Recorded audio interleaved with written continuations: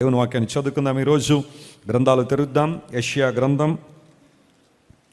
44వ అధ్యాయం 7వ వచనాన్ని చదువుకుందాం. The book of Isaiah chapter 44 and verse 7. The Bible says, ఆదిలో ఉన్న జనములను నియమించినది మొదలుకొని నేను తెలియజేయచ్చు వచ్చినట్లు తెలియజేయగలవాడు ఎవడో. స్తోత్రం చెప్దాం ఒకసారి. హల్లెలూయా. ఈ మాట నాతో అందరూ చెప్పండి. నేను తెలియజేయచ్చు వచ్చినట్లు తెలియజేయగలవాడు ఎవడు. ఈ మాట మాట్లాడుతుంది ఎవరంటే దేవుడే. దేవుడు మాట్లాడుతున్నాడు. ఆదిలో ఉన్న జనము మొదలుకొని, అంటే ఆదాము అవ్వలు వారు సృష్టించబడి ఏదైనా తోటలో పెట్టబడిన దగ్గర నుండి ఈ రోజు వరకు కూడా, ఈ క్షణం వరకు కూడా నేను మీకు తెలియజేసినట్టుగా ఎవరైనా తెలియజేశారా? కొన్ని విషయాలు దేవుడు తెలియపరచాలని ఆశించాడట. ఆ విషయాలను నేను తెలియపరిచినట్టుగా మరెవరైనా తెలియపరిచారా అని దేవుడు అడుగుతున్నాడు. ఇది ఆలోచించాల్సిన మాట. చూడండి, బైబిల్ మనం చదువుతున్నప్పుడు కొన్ని వచనాలు చాలా క్లియర్గా మనకు అర్థమైపోతూ ఉంటాయి. సింపుల్గా మనం వాటి గురించి పెద్దగా రీసెర్చ్ చేయాల్సిన అవసరం లేదు. కానీ కొన్నింటిని మాత్రం దేవుడు మన ముందు పెట్టాడు. వీటికి మనం కొంచెం లోతైన ధ్యానాన్ని చేయాల్సిన ఆవశ్యకత ఉంది. బైబిల్ గ్రంథంలో కొన్ని విషయాలు అందరికీ చాలా క్లియర్గా అర్థమైపోతున్నాయి. కానీ కొన్నింటిని మాత్రం దేవుడు మర్మయుక్తంగా దేవుడు ఉంచాడు. ఎందుకంటే మనం అక్కడ కొంచెం లోతైన బైబిల్ ధ్యానాన్ని మనం జరిగించాలి. బైబిల్ ఒక నవల అనుకోండి. If the Bible were a novel, it would be very easy to understand. అదొక నవలగా రాయబడి ఉంటే ప్రతి ఒక్కళ్ళు చదువుతున్నప్పుడు అర్థం చేసుకోవచ్చు. కానీ దేవుడు ఒక నవలగా బైబిల్ మనకి ఇవ్వలేదు. బైబిల్ గ్రంథాన్ని చదివేటప్పుడు కొన్నిసార్లు దేవుడు మన నుండి ఒక స్పెషల్ అటెన్షన్ కోరుతున్నాడు. మనం కూర్చోవాలి, ఆ వచనాల మీద ఆలోచన చేయాలి. We have to ponder on certain words in the Bible. Pandering అంటే అర్థం ఏంటంటే వాటిని తదేధికంగా మరలా ధ్యానం చేయడం, మన ఆలోచనలో మన తలంపుల్లో మాటలు ఉంచుకోవడం. నేను కూడా బైబిల్ చదివేటప్పుడు బైబిల్లో రాయబడిన కొన్ని విషయాలు అసలు ఎందుకు రాయబడ్డాయి, ఏ సందర్భంలో వాటిని రాయబడ్డాయని అప్పుడప్పుడు ఆలోచన చేస్తూ ఉంటాను. ఎప్పుడైనా సమయం దొరికినప్పుడు వాటిని నా ఫోన్లో పెట్టుకుని ఈ వచనాన్ని దేవుడు ఎందుకు రాయించాడని ఆలోచన చేస్తూ ఉంటే దేవుడు అనేక విషయాలు, ఆయన ప్రత్యక్షత విలక్షణమైంది కాబట్టి God's revolution is very important. ఈ మాట ఎందుకు దేవుడు రాయించాడు, దాన్ని నేను ఏ విధంగా అప్లై చేసుకోగలను, లేదా సంఘానికి ఏ విధంగా ఆ మాటను అర్థమయ్యేలా చెప్పగలను అని ఆ మాట మీద ధ్యానం చేస్తూ ఉంటాను. మాకు ఫ్యామిలీ గ్రూప్ ఉంది. నాకు, బ్లెస్సీ గారు, పాల్ గారు, నిస్సీ గారు, షకీనా, గ్లోరియా, క్యాలెబ్ గారు, మేమందరం ఒక ఫ్యామిలీ గ్రూప్లో ఉంటాం. అప్పుడప్పుడు నేను దానిలో కొన్ని మాటలు అందులో పెట్టి ఈ మాట మీద దేవుడు మీకు ఇచ్చిన ప్రత్యక్షత కావచ్చు, మీకు ఇచ్చిన నడిపింపు కావచ్చు, అదేంటో తెలియచేయండి అని ఫ్యామిలీ గ్రూప్లో కొన్ని ప్రశ్నలు అడుగుతూ ఉంటాను అందరికీ కూడా. తద్వారా మేమందరం కలిసి దేవుని వాక్య ధ్యానంలో ముందుకెళ్ళాలన్నదే నా యొక్క ఆలోచన. ప్రియులారా గమనించండి, నేను తెలియచేసినట్టుగా మీకు తెలియజేసిన వాళ్ళు ఎవరున్నారు లోకంలో? మనం ఏదైనా ఒక కాలేజీకి ఎందుకు వెళ్తామంటే మనకు తెలియని విషయాల్ని తెలుసుకోవడం కోసం కదా. కాలేజీలో జాయిన్ వాళ్ళు చాలామంది ఉన్నారు. అక్కడికి వెళ్ళిన తర్వాత స్టూడెంట్స్ మనం ఇప్పుడు ఏబిసిడీలు నేర్చుకుందాం అన్నారు అనుకోండి. ప్రొఫెసర్ ఎవరు నేర్చుకుంటారు అక్కడ? ఏబిసిడీలు మేము ఎల్కేజీలో నేర్చుకున్నాం సార్, మీరు ఏదైనా కొత్త విషయాలు చెప్పాలంటే చెప్పండి అని, అంతే కదా. అంతేగాని కాలేజీకి వెళ్ళిన తర్వాత మళ్ళీ వాళ్ళు వీళ్ళు నేర్చుకుంటానంటే లేదా నేర్పిస్తానంటే మరెవరో కాలేజీకి వెళ్ళాల్సిన అవసరం లేదు. మనకు తెలియని విషయాలు, మనం నేర్చుకోవాల్సిన విషయాలు ప్రొఫెసర్లు చెబుతారు కాబట్టి we go to colleges and universities. ప్రపంచంలో చాలా ఉన్నతమైన యూనివర్సిటీలు ఉన్నాయి. హార్వర్డ్, ఆక్స్ఫర్డ్, స్టాన్ఫోర్డ్, ఏల్ ఇలాంటి యూనివర్సిటీస్ అన్నీ కూడా ప్రపంచ ప్రఖ్యాతిగాంచిన యూనివర్సిటీలు. దానిలో ఉన్న ప్రొఫెసర్స్ అందరూ కూడా వాళ్ళు ప్రతి సబ్జెక్టులో కూడా అప్ టు ద మార్క్ ఉంటారు. రీసెంట్ ఇన్నోవేషన్స్ కానీ డిస్కవరీస్ కానీ మీద ఎక్స్టెన్సివ్ రీసెర్చ్ చేసి ఏ విధం చేతనైనా ప్రపంచానికి దీవెనకరంగా ఉండాలనే ఆలోచన చేస్తూ ఉంటారు. కొంతమంది కొన్ని సబ్జెక్టుల మీద చాలా డీప్ రీసెర్చ్ చేసి వారికి డిజర్టేషన్ లేదా థీసిస్ యూనివర్సిటీలు సబ్మిట్ చేస్తూ ఉంటారు. అలా చేయడం వల్ల ఒక నూతనమైన అనుభవాలు, నూతనమైన విధానాల్లో సబ్జెక్ట్ని ప్రపంచానికి ఉంచాలన్నదే వారి యొక్క ఆలోచన. ప్రియులారా గమనించండి, మనం ఎవరి దగ్గరికైనా వెళ్ళినప్పుడు, ఒక కాలేజ్, యూనివర్సిటీ వెళ్ళినప్పుడు ఏదైనా విషయాన్ని తెలుసుకోవాలనుకో, దేవుడు అంటున్నాడు నేను మీకు తెలియపరచాలనుకున్న విషయాలు కొన్ని ఉన్నాయి, అవి నా నుండి మాత్రమే మీకు తెలుస్తాయి. నేను తప్ప ఇంకెవ్వరు కూడా వాటిని మీకు తెలియచేయలేరు అని దేవుడు మాట్లాడుతున్నాడు. కొన్ని సంవత్సరాల క్రితం ప్రపంచ ప్రఖ్యాతిగాంచిన శాస్త్రవేత్త ఒకనుండేవాడు. అతని పేరు స్టీఫెన్ హాకింగ్ అనబడే ఒక శాస్త్రవేత్త. అతను 18 ఏటలో ఉన్నప్పుడే డిగ్రీ చదువుతున్న సమయంలో అతనికి ALS అనే వ్యాధి వస్తుంది. ఆ వ్యాధి రావడం ద్వారా అతని కాళ్ళు, చేతులు, దేహం అంతా కూడా చచ్చుబడిపోయి అతని తల కూడా కదపలేని పరిస్థితుల్లో ఒక కుర్చీకి మాత్రం పరిమితం అయిపోయాడు. ఆ శరీరంలో ఉన్న మజిల్స్ అన్నీ కూడా విపరీతంగా బాధిస్తూ ఉంటాయి అతన్ని. ఒక వీల్ చైర్కి మాత్రమే పరిమితం అయిపోయి అతని జీవితంలో ఉండేవాడు. కానీ ఇతను ఎంత మేధావి అంటే ఇతడు ఏదైనా ఒక లెక్చర్ ఇస్తే అతని ముందు కూర్చునే వాళ్ళందరూ కూడా ప్రపంచ ప్రఖ్యాతిగాంచిన తలపండిన శాస్త్రవేత్తలందరూ కూడా అతని ముందు కూర్చుని ఉండేవారు. విచిత్రం ఏంటంటే ఈయన కనీసం మాట్లాడలేడు. He couldn't speak at all. మరి మాట్లాడకపోతే లెక్చర్ ఎలా ఇస్తారని అంటారేమో. ఇతన్ని కూర్చున్న కుర్చీలో చాలా ఇన్నోవేటివ్ చైర్ అది, లేదా వీల్ చైర్ అది. దానిలో కూర్చున్న తర్వాత అతని చుట్టూ కొన్ని సెన్సార్స్ ఉంటాయి. ఆ కంప్యూటర్ సెన్సార్స్ అతనికి అమర్చినప్పుడు తన లోపల ఏమనుకుంటున్నాడో, తన మనసులో ఏమనుకుంటున్నాడో ఆ సెన్సార్లన్నీ కూడా చాలా జాగ్రత్తగా గమనించి వాటిని వాయిస్ ఓవర్ రూపంలో ప్రజలకు తెలియజేస్తూ ఉంటాయి. ఫర్ ఎగ్జాంపుల్, ఇప్పుడు లోపల ఆయన ఒకటి అనుకున్న 2 సెకండ్లకి ఆ కంప్యూటర్ అవన్నీ కూడా జాగ్రత్తగా అతను గమనించి ఏమనుకుంటున్నాడో అనేది ప్రాసెస్ చేసి ప్రజలకు చెబుతూ ఉంటాయి. ఆ విధంగా తన ప్రసంగాలు ఇస్తుండేవాడు, పుస్తకాలు రాస్తుండేవాడు. అతని పుస్తకాలు ఏమన్నా కానీ మిలియన్స్ ఆఫ్ కాపీస్ సోల్డ్ అయిపోతూ ఉంటాయి చాలా ఈజీగా. ఎందుకోసం అంటే ప్రపంచ ప్రఖ్యాతిగాంచిన మేధావి ఈ కుర్చీలో కూర్చుని బ్లాక్ హోల్స్ మీద పరిశీలన చేశాడు, నక్షత్రాల మీద ఎక్కడో పరిశీలన చేశాడని చాలామంది గమనిస్తున్నాడు. వాస్తవానికి ఇతను ఒక ఏథియిస్ట్, అంటే దేవుడు లేడని నమ్మే వ్యక్తి. పేరులో స్టీఫెన్ ఉంది, క్రైస్తవ పేరే, బైబిల్కి సంబంధించిన పేరే. మేబీ తల్లిదండ్రులు ఇతడు చాలా చక్కని క్రైస్తవుడుగా ఉండాలని పేరు పెట్టి ఉండొచ్చు. కానీ కొంచెం చదువు పెరిగేసరికి కేకరకాయ అయిపోయినట్టుగా ఈ వ్యక్తి కొంచెం బాగా చదువుకున్న తర్వాత దేవుడు లేడని వాదించడం ప్రారంభించాడు. అయితే ఒకానొక సందర్భంలో అతను రాసిన పుస్తకాలన్నీ కూడా దేవుణ్ణి ఉనికిని సవాలు చేసినట్టుగా ఉన్నప్పటికీ కూడా ఒకానొక సందర్భంలో ఇతడు ఒప్పుకోక తప్పలేదు ఒక విషయాన్ని. అదేంటో తెలుసా? ఇతడు ఒకసారి మాట్లాడుతూ ఏమంటాడంటే, ప్రపంచం చాలా గొప్పది, ఇట్స్ ఎ వాస్ట్ యూనివర్స్, ఇందులో ఉన్న చాలా విషయాలు ఎప్పటికీ ఇంకా మనిషికి తెలియదు. శాస్త్రవేత్తలు ప్రతిరోజు ప్రయత్నం చేస్తూనే ఉన్నారు, ఎన్నో రీసెర్చ్లు చేస్తూనే ఉన్నారు, యాండ్ల తరబడి పరిశోధనలు జరుగుతూనే ఉన్నా ఈ సృష్టిలో ఇంకా కొన్ని రహస్యాలు మనిషికి బయటపడలేదు లేదా తెలియబడలేదు. అలా చెబుతూ ఆయన ఏమంటాడంటే, ఇప్పటిదాకా ప్రపంచంలో తలపండిన శాస్త్రవేత్తలందరూ కూడా ఈ సృష్టి మీద పరిశోధనలు చేసి ఎన్నో పరిశోధనలు రిలీజ్ చేసినప్పటికీ కూడా మనిషికి ఈ సృష్టి గురించి అర్థమైంది కేవలం 1% మాత్రమే. Only 1% man could understand about this vast universe. కానీ మిగతా విషయాలు తెలియాలంటే God has to open his mouth అంటాడు. ఏ వ్యక్తి అయితే ఒకవేళ దేవుడు అనేవాడే కనుక ఉంటే ఆ దేవుడే తన నోటిని తెరిచి కొన్ని విషయాలు చెబితేనే కానీ మనకు అర్థం కాదు అని తల పండిన శాస్త్రవేత్త స్టీఫెన్ హాకింగ్ ఒక సందర్భంలో ఒప్పుకోక తప్పలేదు. ఎస్ మై డియర్ ఫ్రెండ్స్, దేవుడు నోటిని తెరవకపోతే, ఆయన తన చిత్తాన్ని బయలుపరచబడకపోతే, తన ఉద్దేశాలు లోకానికి చెప్పకపోతే మనిషికి గమ్యమే లేదు. మనిషి ఎక్కడ పోతున్నాడో తెలియదు, అసలు ఎందుకు బ్రతకాలో తెలియదు, ఈ భూమి మీద ఎందుకు మనం జీవిస్తున్నామో తెలియదు. What is the purpose behind human life అనే ఆ ప్రశ్న కనుక వేస్తే మనిషి దగ్గర సమాధానం లేదు. ఇప్పుడు ఓ విషయాన్ని గమనించండి, జాగ్రత్తగా గమనించండి.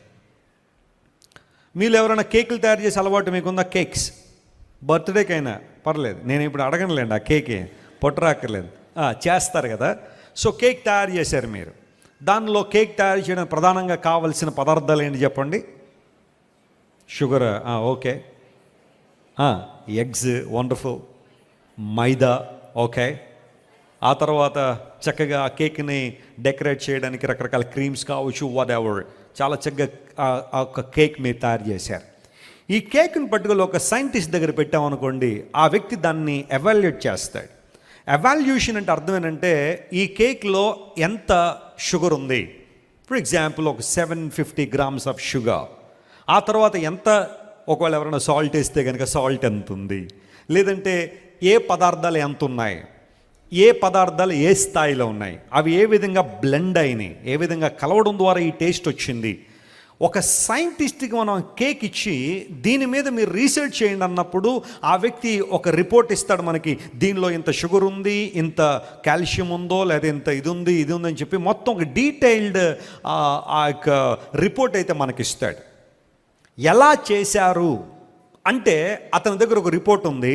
అయితే ఆయన దగ్గరికి వెళ్ళి ఈ కేక్ ఎందుకు చేశారో చెప్పండి అంటే ఆయన ఏమంటాడు? అది చెప్పాల్సిన వ్యక్తి నేను కాదు. ఈ కేక్ ఎందుకు చేశారో మీకు తెలియాలంటే ఎవరి దగ్గరికి వెళ్ళాలి? అందరూ చెప్పాలి గట్టిగా, ఎవరి దగ్గరికి వెళ్ళాలి? కేక్ చేసినోడి దగ్గరికి వెళ్ళాలి. ఎందుకంటే అతను ఎవరి కోసం చేశాడో, ఎందుకు చేశాడో ఆయనకి తెలుస్తుంది, కానీ ఎవరు పడితే వాళ్ళకి తెలియదు. ఇప్పుడు కేక్ తయారు చేసినప్పుడు ఇందులో ఏమున్నాయి అని అడిగితే అతను చెప్పగలడు, కానీ ఇది ఎందుకు అంటే అతని దగ్గర సమాధానం లేదు.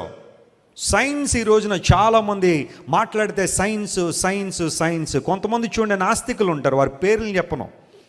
టీవీల్లో యూట్యూబ్లో విపరీతంగా ఇంకా వాళ్ళకంటే మేధావులు లేరన్నట్టుగా విపరీతంగా ప్రశ్నలు అడిగేసే వాళ్ళు చాలామంది ఉంటారు. కానీ సైన్స్ ముఖ్యమే, మనిషికి సైన్స్ అవసరమే, కానీ సైన్సే జీవితం కాదు. సైన్స్ ఎక్స్ప్లెయిన్ చేయలేని చాలా విషయాలు ప్రపంచంలో చాలా ఉన్నాయి. చాలామంది జీవ పరిణామ సిద్ధాంతాన్ని నమ్ముతూ ఉంటారు, థియరీ ఆఫ్ ఎవల్యూషన్ నమ్ముతుంటారు, మనిషి కోతులో నుండి వచ్చాడని. అలాంటి వాళ్ళ దగ్గరికి వెళ్ళి, సార్ మనిషి కోతుల నుండి వచ్చాను మీరు నమ్మితే ఇప్పుడు ఎందుకు రావట్లేదు మా కోతుల్లోంచి మనుషులు అంటే వాళ్ళ దగ్గర ఏముండదు, సమాధానం ఉండదు. మరి ఒకప్పుడు కోతులోంచి మనిషి వచ్చినప్పుడు మరి ఇప్పుడు కూడా కోతుల్లోంచి రావాలిగా, అది ఎందుకు ఆగిపోయింది? ఆ ప్రక్రియను ఎవరు ఆపి ఉండొచ్చు, లేదా అప్పుడు కోతుల్లోంచి వచ్చిన వాళ్ళు ఇప్పుడు ఎందుకు రాకూడదు? ఒకవేళ కోతుల్లోంచే కనుక మనుషులు వస్తే కోతులు ఎందుకు అంతరించిపోలేదు? మళ్ళీ ఎందుకు కోతులు కనబడుతున్నాయి మనకు ప్రపంచంలో? ఇలాంటి ప్రశ్నలకు వాళ్ళ దగ్గర సమాధానం ఉండదు. కారణం ఏంటంటే సైన్స్ అనేది ఒక వస్తువు ఎలా ఉంది, లేదా వాటిలో ఉన్న పదార్థాలు ఏంటి, అవి ఎలా చేయబడ్డాయి అనే దాన్ని ఎక్స్ప్లెయిన్ చేస్తుంది, కానీ అసలు ఇది ఎందుకు ఉంది అనేదాన్ని చాలామంది ఎక్స్ప్లెయిన్ చేయలేరు. ఫర్ ఎగ్జాంపుల్, హ్యూమన్ బాడీని ఒక సైంటిస్ట్ దగ్గరికి, ఒక రీసెర్చ్ స్కాలర్ దగ్గర తీసుకెళ్తే హ్యూమన్ బాడీలో ఏమేమి ఉన్నాయో వాళ్ళు చెబుతారు. 206 బోనుల దగ్గర నుండి 2 ఊపిరితిత్తులు, 2 కిడ్నీలు, ఒక హార్టు, ఒక మెదడు, ఇలాంటివన్నీ ఉన్నాయని వారు చెబుతారు. కానీ అసలు ఈ బాడీ ఎందుకు ఉంది అంటే వాళ్ళ దగ్గర సమాధానం లేదు. One has to come to creator God to know the purpose of life. మానవ దేహంలో ఏమున్నాయి అంటే శాస్త్రవేత్తలు చెప్పగలరు, కానీ అసలు ఈ దేహం ఎందుకుంది అనేదానికి సమాధానం కావాలంటే దేహాన్ని నిర్మించిన దేవుడి దగ్గరికి రావాలి. సృష్టికర్త దగ్గర మాత్రమే మనిషికి సమాధానం ఉంది. Praise the Lord, hallelujah. You have a purpose when you come to God. You will know the reality of your life when you come to creator God. ఈ విషయాన్ని గురించి నేను ఇంకొంచెం డీప్గా వెళ్తే చాలా విషయాలు మాట్లాడుకోవచ్చు, కానీ దేవుడు తెలియచేయకపోతే కొన్ని విషయాలు మనకు తెలిసేవి కానేగా. For example, let's come to the first chapter of the Bible. ఆదికాండం 1వ అధ్యాయంలో దేని గురించి రాయబడింది చెప్పండి? బైబిల్ తిరగేదిలేండి, చెప్పండి, ఏం పర్లేదు. ఏమున్నా దానిలో? సృష్టి క్రమం ఎలా వచ్చిందనేది. ఇప్పుడు ఆదికాండాన్ని ఎవరు రాశారు? మోషే గారు రాశారు కదా. డౌట్ వస్తుంది కొంతమందికి, ఇంకా ఎవరు రాశారంటే ఎవరి పేరు చెప్తే ఏమో సార్ చెప్పండి, పర్లేదు. మోషే గారు రాశారు కదా. మొదటి 5 పుస్తకాలు ఎవరు రాశారు? మోషే గారు రాశారు. మోషే గారు BC 1500లో క్లోజ్గా చెప్పుకోవాలనుకుంటే క్రీస్తు పూర్వం 1500 సంవత్సరంలో ఆదికాండం రాశారు.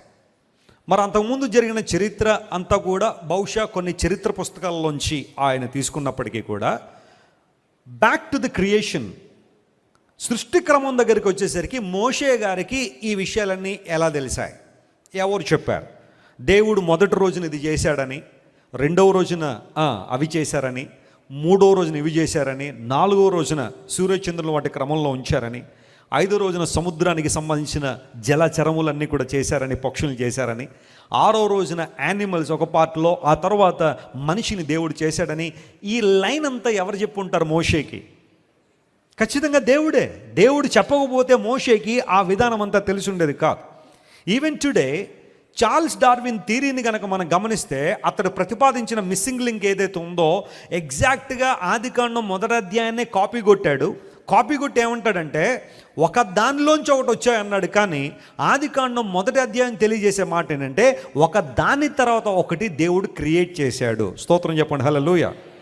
డార్విన్ ఏమంటాడంటే ఒక దానిలో నుండి ఒకటి వచ్చిందంటాడు, కానీ దేవుడు అన్నాడు ఒక దానిలోంచి ఒకటి రావడం కాదయ్యా, ప్రతి సృష్టి కూడా విలక్షణమైనదే, ఒక దాని తర్వాత మరొకటి నేను క్రియేట్ చేశాను. అక్కడ ప్రాబ్లం వచ్చింది. డార్విన్ ఆ విషయాన్ని నమ్మలేక ఒక దానిలోంచి ఒకటి వచ్చిందని చెప్పి తన థియరీని సమర్థించుకుని వెళ్ళిపోయాడు. మై డియర్ ఫ్రెండ్స్, ఆదికాండం 1వ అధ్యాయాన్ని ఎవరు మోషేకు బయలుపరిచారంటే దేవుడే బయలుపరిచాడు. అందును బట్టే బైబిల్ చదువుతున్నప్పుడు మనకి ఏ కన్ఫ్యూజన్ ఉండదు. ఏ శాస్త్రవేత్తనన్న బైబిల్ చదవమనండి, ఆదికాండం 1వ అధ్యాయం మీద విపులంగా రీసెర్చ్ చేయమనండి, బైబిల్ చదివినప్పుడు వచ్చేంత ప్రశాంతత, అంత క్లారిటీ ప్రపంచంలో మరి ఏ శాస్త్రాన్ని చదివినా మనిషికి ఆ క్లారిటీ లేదు. ఎందుకోసం అంటే Bible has given a great clarification regarding the creation. దేవుడిచ్చిన ఆ గొప్ప ఆధిక్యత అలాంటిది. అందును బట్టి బైబిల్ చదివేటప్పుడు మనలో ఒకలాంటి ఆనందం ఉండాలా, సంతోషం ఉండాలా. ఇది దేవుని మాట, ప్రతి మాట దేవుడు మనకి తెలియజేశాడు. కాబట్టి బైబిల్లో ఎక్కడో కూడా మనకు కాంట్రడిక్షన్స్ అనేవి కనబడవు. నేను మీకు తెలియజేసే విషయాల్లో ప్రపంచం వారెవరూ తెలియచేయలేరు అని చాలా స్పష్టంగా బైబిల్లో మనం చూసాం. ఈరోజు ఒక స్పిరిచువల్ యాంగిల్కి మనం రాగలిగితే, ఆధ్యాత్మికమైన ఉద్దేశాల్లో మనం ఈ వాక్యాన్ని గనక జాగ్రత్తగా పరిశీలించగలిగితే, దేవుడు మనకి ఏం తెలియపరిచాడు, ఎందుకు తెలియపరుస్తాడు అంటే మనం ఆ మాటలకు లోబడాలని, ఆ సత్యాన్ని నమ్మాలనే దేవుడు ఒక విషయాన్ని మనకు తెలియపరుస్తాడు. ఇప్పుడు చెప్పండి, స్కూల్లో మరలా యూనివర్సిటీల్లో ప్రొఫెసర్లు మనకి ఏదైనా ఒక విషయాన్ని చెప్పారు అంటే చెప్పండి, అది మనకు ఉపయోగకరమైన లేదా పరీక్షల్లో మార్కులు రావడానికి ఉపయోగకరమైన విషయాలు తెలియచేస్తారు. కాబట్టి వారు చెప్పిన విషయాలు మనం తెలుసుకుని వెళ్ళిపోవడం మాత్రమే కాకుండా ఎగ్జామ్ కనుక వస్తే వాటిని చక్కగా ప్రజెంట్ చేసినప్పుడే కదా మార్కులు వస్తాయి. ఫర్ ఎగ్జాంపుల్, ప్రొఫెసర్ ఏదో చెప్పారు, మీరు ఏదో విన్నారు, పరీక్షలు ఏదో వచ్చింది, మీరు ఏదో రాశారు అనుకోండి, ఏమైంది దగ్గరకు రిజల్ట్ ఫెయిల్ అంటారు. అంతే కదా. పరీక్షల్లో ఏది పడితే అది రాయడానికి లేదు. ఏది వాస్తవమో ఏది ప్రూవెనో అది రాసుకుంటూ రావాలి. నేను ఏదైనా పేపర్లో చదువుతూ ఉంటే ఏదో సినిమాలో వచ్చిన విషయాలు కూడా అడిగేస్తానంటే ఈరోజున పరీక్షల్లో. మరి సినిమాలు చూసిన వాళ్ళు ఆన్సర్లు చెప్తారు, మరి చూడని వాళ్ళ సంగతి ఏంటి? ఆ పరీక్షలు ప్రిపేర్ చేసిన వాళ్ళు ఒక మాట గమనిస్తే బాగుంటుంది. సినిమాలు అందరూ చూస్తారని అనుకోవడం పొరపాటే. ఇప్పుడు నాలాంటి వాళ్ళు సినిమాలు చూడడం, లేదా చాలామంది సినిమాలు చూడని వాళ్ళు ఉన్నారు. మరి ఆ ప్రశ్నలకు వాళ్ళు ఎలా సమాధానాలు చెప్తారు? మరి అలాంటి ప్రశ్నలు ఇస్తే ఎలా అని కొంతమంది అడుగుతున్నారు. నేను కాదులేండి, ఎవరో అడుగుతున్నారు దాన్ని, ఆ విషయాన్ని. పూర్వదినాల్లో కౌన్బర్గా కరోడుపతేనే ఒక ప్రోగ్రాం వచ్చేది.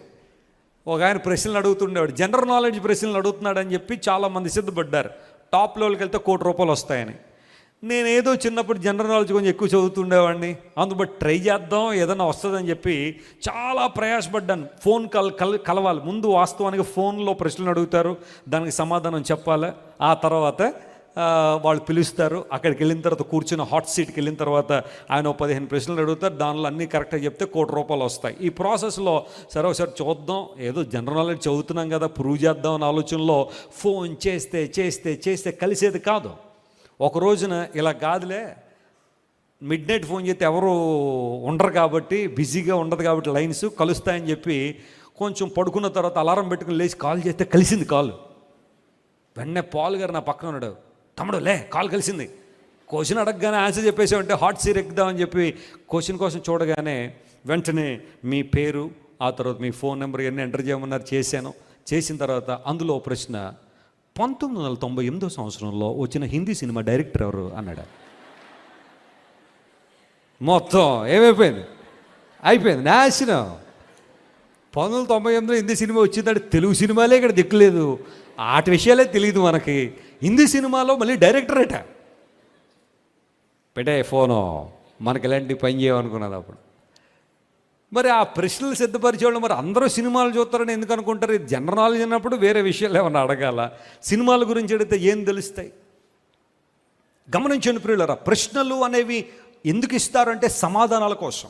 దేవుడు కొన్ని విషయాలు మనకి ఎందుకు తెలియపరుస్తాడంటే ఆ విషయాల మీద సరైన అవగాహన ఉండాలి, మనం అర్థం చేసుకోవాలని దేవుడు కొన్ని ప్రశ్నలు ఇస్తున్నాడు.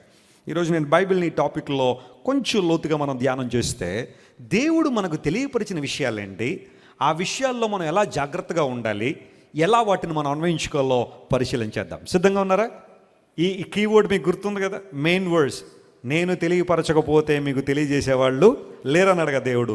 ఏం తెలియపరిచావు ప్రభు అని అడిగితే దేవుని లేఖ నుంచి కొన్ని విషయాలు మీతో పంచుకోవాలని కోరుతున్నాను. ఇది స్పిరిచువల్ యాంగిల్లో, స్పిరిచువల్ పర్స్పెక్టివ్లో ఈ మాటలు మనం చూస్తున్నాం. లూకా సువార్త 2వ అధ్యాయం 10వ వచనం మనం చదివితే అందులో ఒక మాట రాయబడింది. The gospel according to Luke chapter 2 and verse 10. చదువుదాం. అయితే ఆ దూత భయపడకుడి, ఇదిగో ప్రజలందరికీ కలుగబోవు మహా సంతోషకరమైన సువర్తమానము నేను మీకు తెలియజేయుచున్నాను. ఏం చేస్తుందంట? నేను మీకు తెలియపరుస్తున్నా. I would like to convey message. దూత దేవుని ఆదేశానుసారం దేవుడు పంపించాడు కాబట్టి దేవదూతలు వచ్చారు. వారు తమ యొక్క వర్తమానాలు దేవుని వర్తమానాలుగా ప్రపంచానికి తెలియచేశారు. ఇక్కడ అయితే ఆ దూత భయపడద్దు, ప్రజలందరికీ కలుగబో మహా సంతోషకరమైన సువర్తమానము నేను మీకేం చేస్తున్నాను? తెలియచేయుచున్నాను. దీనికి కనెక్షన్గా ఇంకొక మాట కూడా చదువుదాం. చూడండి, 15వ వచనం కూడా చదవండి ఒకసారి. లూకా సువార్త 2వ అధ్యాయం 15వ వచనం. ఆ దూతలు తమ యొద్ద నుండి పరలోకమునకు వెళ్ళిన తరువాత, దూతలు పరలోకానికి వెళ్ళిపోయిన తర్వాత ఆ గొర్రెల కాపరులు జరిగిన ఈ కార్యమును, చూడండి ఆ మాట అండర్లైన్ చేసుకోండి, జరిగిన ఈ కార్యమును ప్రభువు మనకు తెలియజేయించి ఉన్నాడు. ప్రైజ్ ది లార్డ్, హల్లెలూయా. ఎవరు తెలియజేయించారు? ప్రభువు తెలియజేయించి ఉన్నాడు గనుక మనం బెత్లెహేం వరకు వెళ్ళి ప్రభువును చూతుము రండి, ఒకనితోనొకడు చెప్పుకొని స్తోత్రం చెప్దాం ఒకసారి. క్రీస్తు ప్రభు రక్షకుడుగా ఈ లోకానికి వచ్చాడనే విషయాన్ని ఎవరు తెలియజేశారు? ప్రభువే, ఆయనే తన దూతల ద్వారా ఈ వర్తమానాన్ని మనకి తెలియజేశాడు. కాబట్టి రండి మనందరం బెత్లెహేం వరకు వెళ్ళి ఆ శిశువుని ఏం చేద్దాం? చూద్దాము. అంటే తెలియపరిచిన ఆ వర్తమానానికి వీళ్ళ దగ్గర నుంచి రావాల్సిన స్పందన ఏంటంటే let's go and see. Praise the Lord. God revealed something. దేవుడు ఒక విషయాన్ని తెలియపరిచాడు. ఇప్పుడు వీళ్ళు అనుకుంటున్నారు తెలియపరిచాడు కదా, వందనం స్తోత్రం అని అనుకోలేదు. తెలియపరిచిన విషయాన్ని మనం వెళ్ళి ఏం చేద్దాం? చూద్దాం. క్రీస్తు రాకను గురించిన విషయాన్ని దేవుడే మనకు తెలియజేశాడు. What a great God we are serving. ఎందుకు యేసు ప్రభు ఈ లోకానికి వచ్చారు? యూజువల్గా క్రిస్మస్ మంత్ రాగానే ఈ లూకా సువార్త 2వ అధ్యాయాన్ని మనం ఉపయోగించే అంతగా మరి ఏ అధ్యాయాన్ని ఉపయోగించమేమో. గొర్రెల కాపర్లు రాత్రివేళ తమ మందను కాచుకుంటున్నప్పుడు దేవుని దూత దగ్గరికి వచ్చినప్పుడు గొప్ప వెలుగు ప్రకాశించింది. వాళ్ళు మిక్కిలి భయపడ్డారు. అప్పుడు దేవుని దూత, ఇదిగో మీకు వర్తమానం తీసుకొచ్చాను. I have brought a message to you. It's a message of great tidings, good tidings. మీకు సంతోషాన్ని ఇచ్చే వర్తమానం, మీకు ఆనందాన్ని ఇచ్చే వర్తమానం, మీలో ఉన్న భయాన్ని తొలగించే వర్తమానం, మీలో ఉన్న నిరుత్సాహాన్ని తొలగించే వర్తమానం దేవుడు మనకు తెలియజేయించాడు ఈ విషయాన్ని. చాలామంది ఈ రోజుల్లో ఇప్పటికీ అడుగుతూ ఉంటారు, యేసు ప్రభు దేవుడని ఎవరు చెప్పారని. ఆయనే చెప్పాడు. ఎవరు చెప్పాలా? దేవుడే తెలియపరిచాడు మనకి. ఆయన రక్షకుడని తన్ను తాను ఈ లోకానికి ప్రత్యక్షపరుచుకున్నాడు ఆయన. పాత నిబంధన కాలంలో ఎన్నో ప్రవచనాలు మనం చూస్తున్నాం. There are so many prophecies recorded in the Old Testament regarding the Messiah and his arrival. ఆయన ఈ లోకానికి రాబోతున్నాడు అనడానికి ఎన్నో ప్రవచనాలు పాత నిబంధనలో ఉన్నాయి. వాటన్నిటినీ కూడా నెరవేరుస్తూ యేసు ప్రభు వారి ఈ లోకాన్ని దిగి వచ్చారు 2000 సంవత్సరాల క్రితం రక్షకునిగా. గ్రీకు భాషలో రక్షకుడు అనే మాటకు సాటర్ అనే పదం వాడారు. సాటర్ అనే పదం. అందును బట్టే క్రిస్టియన్ థియాలజీలో రక్షణ శాస్త్రం అనే ఒక శాస్త్రం ఉంటుంది. దాన్ని సాటరియాలజీ అంటారు. అంటే రక్షణ అంటే ఏంటి? ఒక మనిషి ఎప్పుడు రక్షించబడతాడు? రక్షణ శాశ్వతమైందా? అది ఎంతకాలం ఉంటుంది? ఇలాంటి విషయాలన్నీ కూడా దానిలో ప్రస్తావనకు వస్తాయి. దాన్ని సాటరియాలజీ అంటారు. రక్షించబడడం లేదా రక్షించడం అనే ఆ వర్బ్ని సోజో అంటారు. సోజో, SOZO, సోజో అంటే రక్షించుట. ఇప్పుడు గ్రీకు భాషలో రాయబడిన సాటర్ అనే పదానికి అర్థం ఏంటి అంటే one who saves us from eternal destruction అని అర్థం. అంటే రక్షకుడు అంటే ఫర్ ఎగ్జాంపుల్ ఎవరో ఇంటి ముందుకి ఒక అల్సేషన్ డాగ్ వచ్చిందండి, జర్మన్ షెపర్డ్ డాగ్. గట్టిగా కేకలేస్తుంది మిమ్మల్ని పట్టుకోవాలని. ఈ లోపల ఎవరో వచ్చారు మిమ్మల్ని కాపాడారు అనుకోండి, దాన్ని కూడా రక్షించడం అంటారు. ఆ వ్యక్తి నన్ను కాపాడని రక్షించాడండి అని. అయితే ఈ రక్షణ ఆ రక్షణతో సమానం కాదు. ఆ రక్షణ ఏంటి అంటే ఇటర్నల్ డిస్ట్రక్షన్ నుంచి, శాశ్వత నరకము నుండి, తీర్పు నుండి, భయంకరమైన పాతాళము నుండి మనిషిని రక్షించగలిగిన వారు ఎవరు? ఇది చాలామందిలో ఉన్న ప్రశ్న. ఒక మనిషి భక్తి చేస్తున్నాడు అంటే దేవుని ఆశ్రయిస్తున్నాడు అంటే కేవలం ఈ భౌతిక సంబంధమైన విషయాలు పొందుకోవాలని మాత్రమే కాదు, కానీ man is expecting something beyond this physical needs.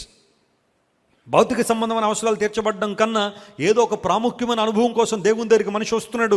ఏంటంటే ఇటర్నల్ డిస్ట్రక్షన్ నుండి తప్పించబడడం. చాలామంది అందుకనే ఉదయాన్నే లేచి ఒక శ్లోకాన్ని పాడడం కావచ్చు, లేదా ఏదైనా ఒక గుడి కనబడినప్పుడు ప్రదక్షిణ చేస్తూ కొన్ని శ్లోకాలు పాడుతూ ఉంటారు. పాపోహం పాపకర్మ పాపాత్మ పాప సంభవ కృపయా దేవ శరణాగత వత్సల త్రాహిమాం యుగే యుగే అనిదా శరణాస్తి త్వమేమ శరణం మమ అని ముక్కు మూసుకుని 3 సార్లు మమ మమ మమ అనుకుంటారు.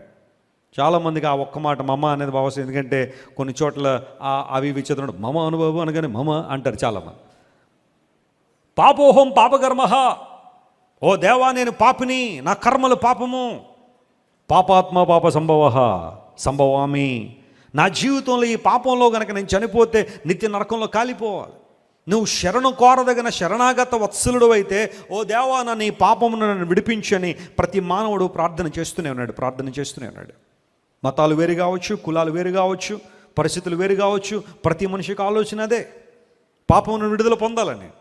కొంతమంది ఎక్స్పెక్టేషన్స్ చాలా విచిత్రంగా ఉంటాయి కదా. ఫర్ ఎగ్జాంపుల్ జపాన్ వాళ్ళని మనం తీసుకుంటే,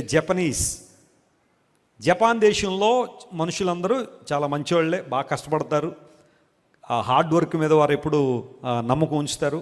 అక్కడ ఉచిత పథకాలు కానీ సంక్షేమ పథకాలు ఏముండవు జపాన్లో, అందరూ పనిచేయాల్సిందే, ఎవడు పని చేస్తే వాడు భోజనం చేయాలంతే అక్కడ. అలాంటి చక్కగా దేశాన్ని అభివృద్ధి పరుచుకున్నారు.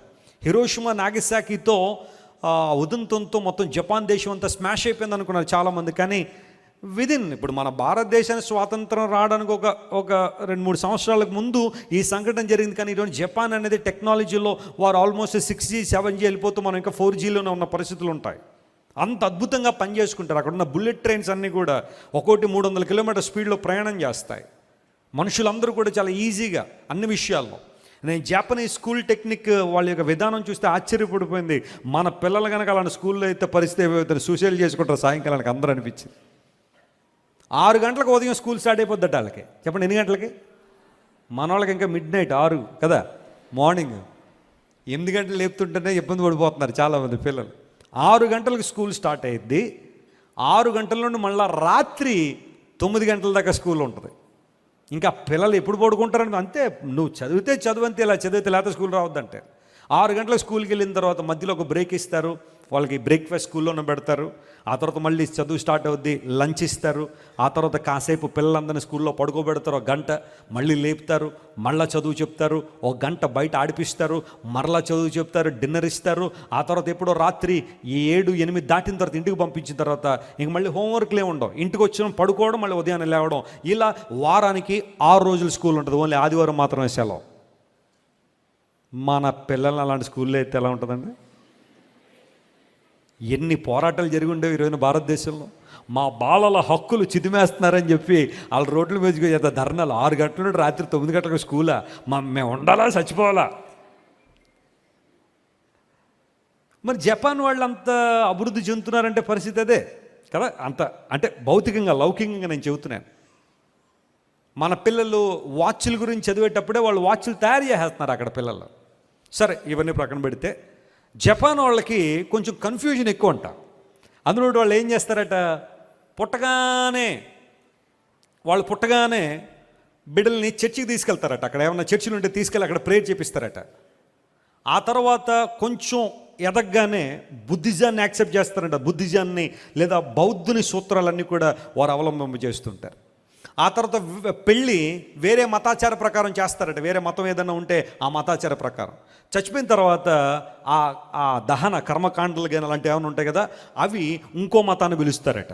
అంటే పుట్టినప్పుడో మతం, చెప్పండి, పెరిగినప్పుడో మతం, పెళ్ళప్పుడో మతం, చచ్చిపోయినాడో మతం.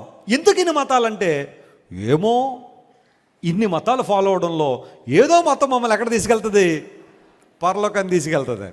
అదే ఏ పొట్టలో ఏ పాము ఉందో అంటారు చూసారా, ఆ జాబితా అనమాట. కొంతమంది అంతే, ఉదయం లేకగానే యేసుప్రభు నన్ను కాపాడని, 11 గంటలకు మళ్ళీ ఇంకోళ్ళు ఎవరో, సాయంకాలం మళ్ళీ ఇంకోళ్ళు ఎవరో, రాత్రిపూట మళ్ళీ ఇంకోళ్ళు ఎవరో. ఏంటయ్యా ఇన్ని ప్రార్థనలు అంటే, ఏమో ఎవరో ఒకరు సేవ్ చేస్తారు కదని మనల్ని. దేవుని బిడ్డలుగా కన్ఫ్యూజన్ అక్కర్లేదు. We have Jesus with us all the time, all the days. అన్ని రోజులు, అన్ని క్షణాలు ప్రభు మనతో ఎలా ఉన్నాడు చెప్పండి? ఆయన తోడుగా ఉన్నాడు. నీ ఆత్మ రక్షణ కోసం నువ్వు 10 మతాలను అంగీకరించాల్సిన అవసరం లేదు, 10 మార్గాల్లో వెళ్ళాల్సిన అవసరం లేదు. దేవుని మార్గం ఒకటే. ఆ మార్గంలోనే మనకేముంది?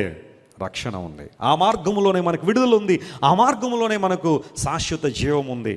అందును బట్టి లేఖనాలు సెలవిస్తున్నాయి, ఈ సంగతి దేవుడే మనకు తెలియజేశాడు. పామరులమైన మనము, ఎందుకు పనికిరాని మనము, చీకట్లో బ్రతుకుతున్న మనము, భయం గుప్పిట్లో జీవిస్తున్న మనము, ఆనందం లేక సంతోషం లేక జీవితాన్ని నిరుత్సాహంతో నీరసంతో వెళ్ళదీస్తున్న మనకు ఈ విషయాన్ని ప్రభువే తెలియజేయించాడు. ఆయన తెలియజెప్పకపోతే మనం ఇంకా చీకట్లోనే బ్రతకాల్సిందే, మనం ఇంకా భయంలోనే బ్రతకాల్సిందే, మనం ఇంకా లోక సంబంధ అనుభవాల్లో జీవించాల్సిందే. కానీ God revealed all these things with us. దేవుడు మనకు తెలియజేయించాడు. అందును బట్టే కీవర్డ్స్ మనం చూస్తే, నేను తెలియపరచకపోతే మరెవరు తెలియపరచగలరు? యేసు ప్రభు ఈ లోకానికి వచ్చిన సంగతి దేవుడే మనకు తెలియపరిచాడు. ఇప్పుడు మనం చేయాల్సిన పని ఏంటంటే, ఆయన్ను చూచున్నట్లుగా, ప్రైజ్ ది లార్డ్, ఆయన్ను రుచి చూచున్నట్లుగా, ఆయన రక్షకుడిని తెలుసుకున్నట్లుగా, ఆయన రక్షకుడిని మన నోటితో ఒప్పుకొని మన హృదయం ముందు విశ్వసించగలిగితే మనకేముంది చెప్పండి? ఆత్మరక్షణ ఉంది. ఆత్మరక్షణలో మనం కొనసాగుతున్నాం. అందును బట్టే దేవుడు మనకు తెలియజేయించాడు. ఏంటి ఇది అంటే, ఆయన ఈ లోకానికి ఎందుకు వచ్చారనే విషయాన్ని ప్రభు మనకు తెలియజేయించారు. ఒకవేళ ఇంకా మీలో ఎవరికైనా డౌట్ ఉంటే, ఎందుకు యేసు ప్రభు ఈ లోకానికి వచ్చారని, ఆయన ఒక ఆశ్రమాన్ని స్థాపించాలనో, ఒక కులాన్ని ఉద్ధరించాలనో, ఒక జాతిని ఉద్ధరించాలనో, ఒక మతాన్ని ఉద్ధరించాలనో యేసు ప్రభు ఈ లోకానికి రాలేదు. నశించిపోతున్న ప్రతి మానవుని రక్షించాలని, నశించిపోతున్న ప్రతి మనిషిని వెదకి రక్షించాలనే ప్రభువుని యేసుక్రీస్తు లోకానికి వచ్చారు. కనుక ఆ రక్షకుడు గురించి మనకి తెలియపరచబడినప్పుడు మనం చేయాల్సిందేనంటే, ఆయన్ను పరిపూర్ణంగా ఏం చేయాలి? విశ్వసించాలి. ఆత్మరక్షణ అనేది విశ్వాసం మీద ఆధారపడి ఉంది. పౌలు భక్తుడు అందుకని అంటాడు, మీరు విశ్వాసము చేత, కృప చేత, విశ్వాసం ద్వారా మీరు ఏం చేయబడ్డారు? రక్షించబడ్డారు. ఇది మీ వలన కలిగింది కాదు, ఇది దేవుని వరం. Salvation is the plan of God, salvation is the design of God, and salvation is the gift of God. దేవుడు మనకిచ్చిన ఆధిక్యత. ఇక్కడున్న ప్రతి ఒక్కరిని, క్రైస్ట్ వర్షిప్ సెంటర్లో ఉన్న ప్రతి ఒక్కరిని మనస్ఫూర్తిగా నేను అభినందిస్తున్నా. మీరందరూ రక్షణ వార్తను విని, సత్య సువార్తను విని ప్రభువుకు మీ హృదయాల్లో చోటు ద్వారా ఆత్మరక్షణ పొందారు. ఇప్పుడు మనం చేయాల్సిన పని ఏంటంటే, ప్రతి ఉదయాన్నే లేచిన తర్వాత మనం పొందిన రక్షణను బట్టి దేవునికి ఏం చెప్పాలా? స్తోత్రం చెప్పాలా. మనలో ఏ ఒక్కరమైనా మనం చేసే దాన ధర్మాల ద్వారా రక్షణ పొందామా? ఖచ్చితంగా కాదు. మనలో ఏ ఒక్కరమైనా 10 హాస్పిటల్ కట్టామని దేవుడు మనకు రక్షణ ఇచ్చాడా? ఖచ్చితంగా కాదు. కేవలం ఆయన నామమందు విశ్వాసం ఉంచడం వలన, క్రీస్తు రక్తం ద్వారా కడగబడినందువలన ప్రభువు మనకు రక్షణ అనుగ్రహించారనే విషయాన్ని ప్రతి ఒక్కరు గుర్తుపెట్టుకోవాలి. ప్రభువు మనకు ఈ విషయాన్ని తెలియజేయించి ఉన్నాడు గనుక, come let's go and see him, వెళ్ళి ఆయన చూద్దాం రండి అని చెప్పి ఆ గొర్రెల కాపర్లు ఆ రోజు ప్రభువును చూసినట్టుగా లేఖనాల్లో మనం గమనిస్తున్నాం. రెండో ప్రాముఖ్యమైన అంశం దగ్గరికి వస్తాం. చూడండి, ఈసారి మీకా గ్రంథం 6వ అధ్యాయం 8వ వచనం దగ్గరికి వస్తే, లేఖనాల్లో ఒక చక్కని మాట నేను చూడగలిగాను. మీకా గ్రంథం 6వ అధ్యాయం 8వ వచనం. అప్పుడు మనుష్యుడా ఏది ఉత్తమమో, మనుష్యుడా ఏది ఉత్తమమో అది నీకు తెలియజేయబడి ఉన్నది. ఆ మాట అండర్లైన్ చేసుకోండి ఒకసారి. యూజువల్గా మనం ఈ మాట చదువుతూ స్పీడ్గా వెళ్ళిపోతుంటాం, కానీ అక్కడ తెలియజేయబడి ఉన్నది. ఏది ఉత్తమమో దేవుడు తెలియపరిచాడా లేదా? అందరూ చెప్పాలి గట్టిగా. ఏంటి ఆధారం అంటే, ఇదిగో ఈ వచనమే. మనుష్యుడా ఏది ఉత్తమమో అది నీకు తెలియపరచబడి ఉన్నది. ఏంటి ఉత్తమము ప్రభు అంటే, దేవుడు అంటున్నాడు, న్యాయముగా నడుచుకున్నటయు, కనికరమును ప్రేమించుటయు, కనికరాన్ని ప్రేమించుటయు, దీన మనస్సు కలిగి నీ దేవుని ఎదుట ప్రవర్తించుటయు, ఇంతే గదా యెహోవా నిన్ను అడుగుచున్నాడు. ఇంతే కదా. మా 3వ కూతురు అప్పుడప్పుడు వచ్చి అంటుంది, డాడీ నాకు అది కావాలి ఇది కావాలంటది. నో అనగానే, ఇంతే కదా డాడీ నేను అడుగుతున్నాను నిన్ను అంటే అర్థం ఏంటంటే, మనల్ని ఒకలాంటి సవాల్ చేస్తుంది అనడం మనల్ని. అయ్యో నా కూతురు ఇంతే కదా అనేసరికి ఓకే అని అనిపించేలా మాట్లాడుతుంది నాతో. దేవుడు అన్నాడు ఇంతే కదా నిన్ను అడుగుతున్నాడు. దేవుడు ఏం అడుగుతున్నాడు? ఆయన 2 కొబ్బరికాయలు, 2 అట్టుపళ్ళు, తర్వాత 4 తమలపాకులు అడిగాడు దేవుడు మనల్ని. అవసరం దేవునికి? ఏమడిగాడు ఆయన? చెప్పండి గట్టిగా, ఏం అడిగాడు ఆయన? న్యాయముగా నడుచుకోవడం. దేవునికి తెలుసు చాలామంది అన్యాయాన్ని ప్రేమించే వాళ్ళు ఉంటారని, న్యాయాన్ని తప్పి మాట్లాడే వాళ్ళు ఉంటారని. యూజువల్గా లోకం ఈరోజు ఎలా ఉందంటే, మన వరకు అంటే ఒక న్యాయం, ఎదుటి వాళ్ళకంటే మరొక న్యాయం అన్నట్టుగా ఉంది పరిస్థితి అంతా కూడా. న్యాయంగా నడుచుకుంటుటయు, చెప్పండి, కనికరాన్ని ప్రేమించమంటారండి. ఎక్కడ ఉంటుందండి కనికరం అనుకోకండి. కనికరం అంటే అమ్మాయి కాదబ్బా. కనికరం అంటే ఏంటి? కంపాషన్. పేగులు తరుక్కుపోవడం అన్నాడు గ్రీకు భాషలో. కంపాషన్ అనే మాటకు రకం అనే పదం వాడబడింది. కంపాషన్ అంటే పేగులు తరుక్కుపోవడం. సింపతి, ఎంపతి అనేది ఉండాలి. ఎవరైనా నీ దగ్గరికి వచ్చి ఒక సమస్యను చెప్పుకుంటున్నారంటే ఆ సమస్య నీకొస్తే నువ్వేం చేస్తావు అనేది ప్రశ్నించుకోవాలి. అంతేకాని నువ్వు అంత బాగున్నావు కదా అని చెప్పి, అన్ని పరిస్థితులు బాగున్నాయని చెప్పి ఇష్టానుసారంగా వారి గురించి మాట్లాడడం కానీ, తప్పుగా వారి గురించి మాట్లాడడం కాదు. ఎవరైనా దగ్గరికి వచ్చి, సిస్టర్ గారు బాగా పన్ను నొప్పి వచ్చేస్తుందండి. ఏంటి సిస్టర్ గారు మీకు ఎప్పుడు అన్నీ నొప్పులే అనకూడదు. రేపొద్దు నీకు రావచ్చు మళ్ళీ పన్ను నొప్పి. అప్పుడు నువ్వు వెళ్ళినప్పుడు, సిస్టర్ గారు పన్ను నొప్పి అవుతుంది. ఏంటి సిస్టర్ గారు మీకు ఎప్పుడు ఆ పన్ను నొప్పి అంటే నీకు ఎలా ఉంటుంది? అప్పుడు బాధ అనిపించదా? అందుబట్టి ఎవరైనా ఒక బాధను ఎక్స్ప్రెస్ చేసుకున్నప్పుడు వాళ్ళని తృణీకరించొద్దు. బాధను అర్థం చేసుకోవడానికి ఏం చేయాలా? ప్రయత్నం చేయాలి. దాని సింపతి,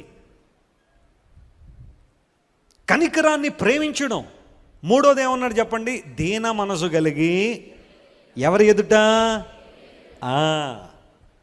దీన మనసు మనుషుల ఎదుట ప్రదర్శించే వాళ్ళు కొంతమంది ఉంటారు. చేతులు కట్టేసారు కొంతమంది పెద్దోళ్ళు కనబడగానే. చేతులు కట్టేసి వంగిపోయి, అబ్బా మీరంటే చాలా గౌరవం ఉండదండి అని అలా వెళ్ళిపోగానే ఇలా కాలు ఎగరేసి చెప్తాడు. కానీ అంటే పరిస్థితి ఎలా ఉంది అంటే, మనుషుల ముందు నువ్వు దీన మనసు ఉన్నట్టు కనబడుతున్నావు. నీకు అవసరం ఉంది కాబట్టి.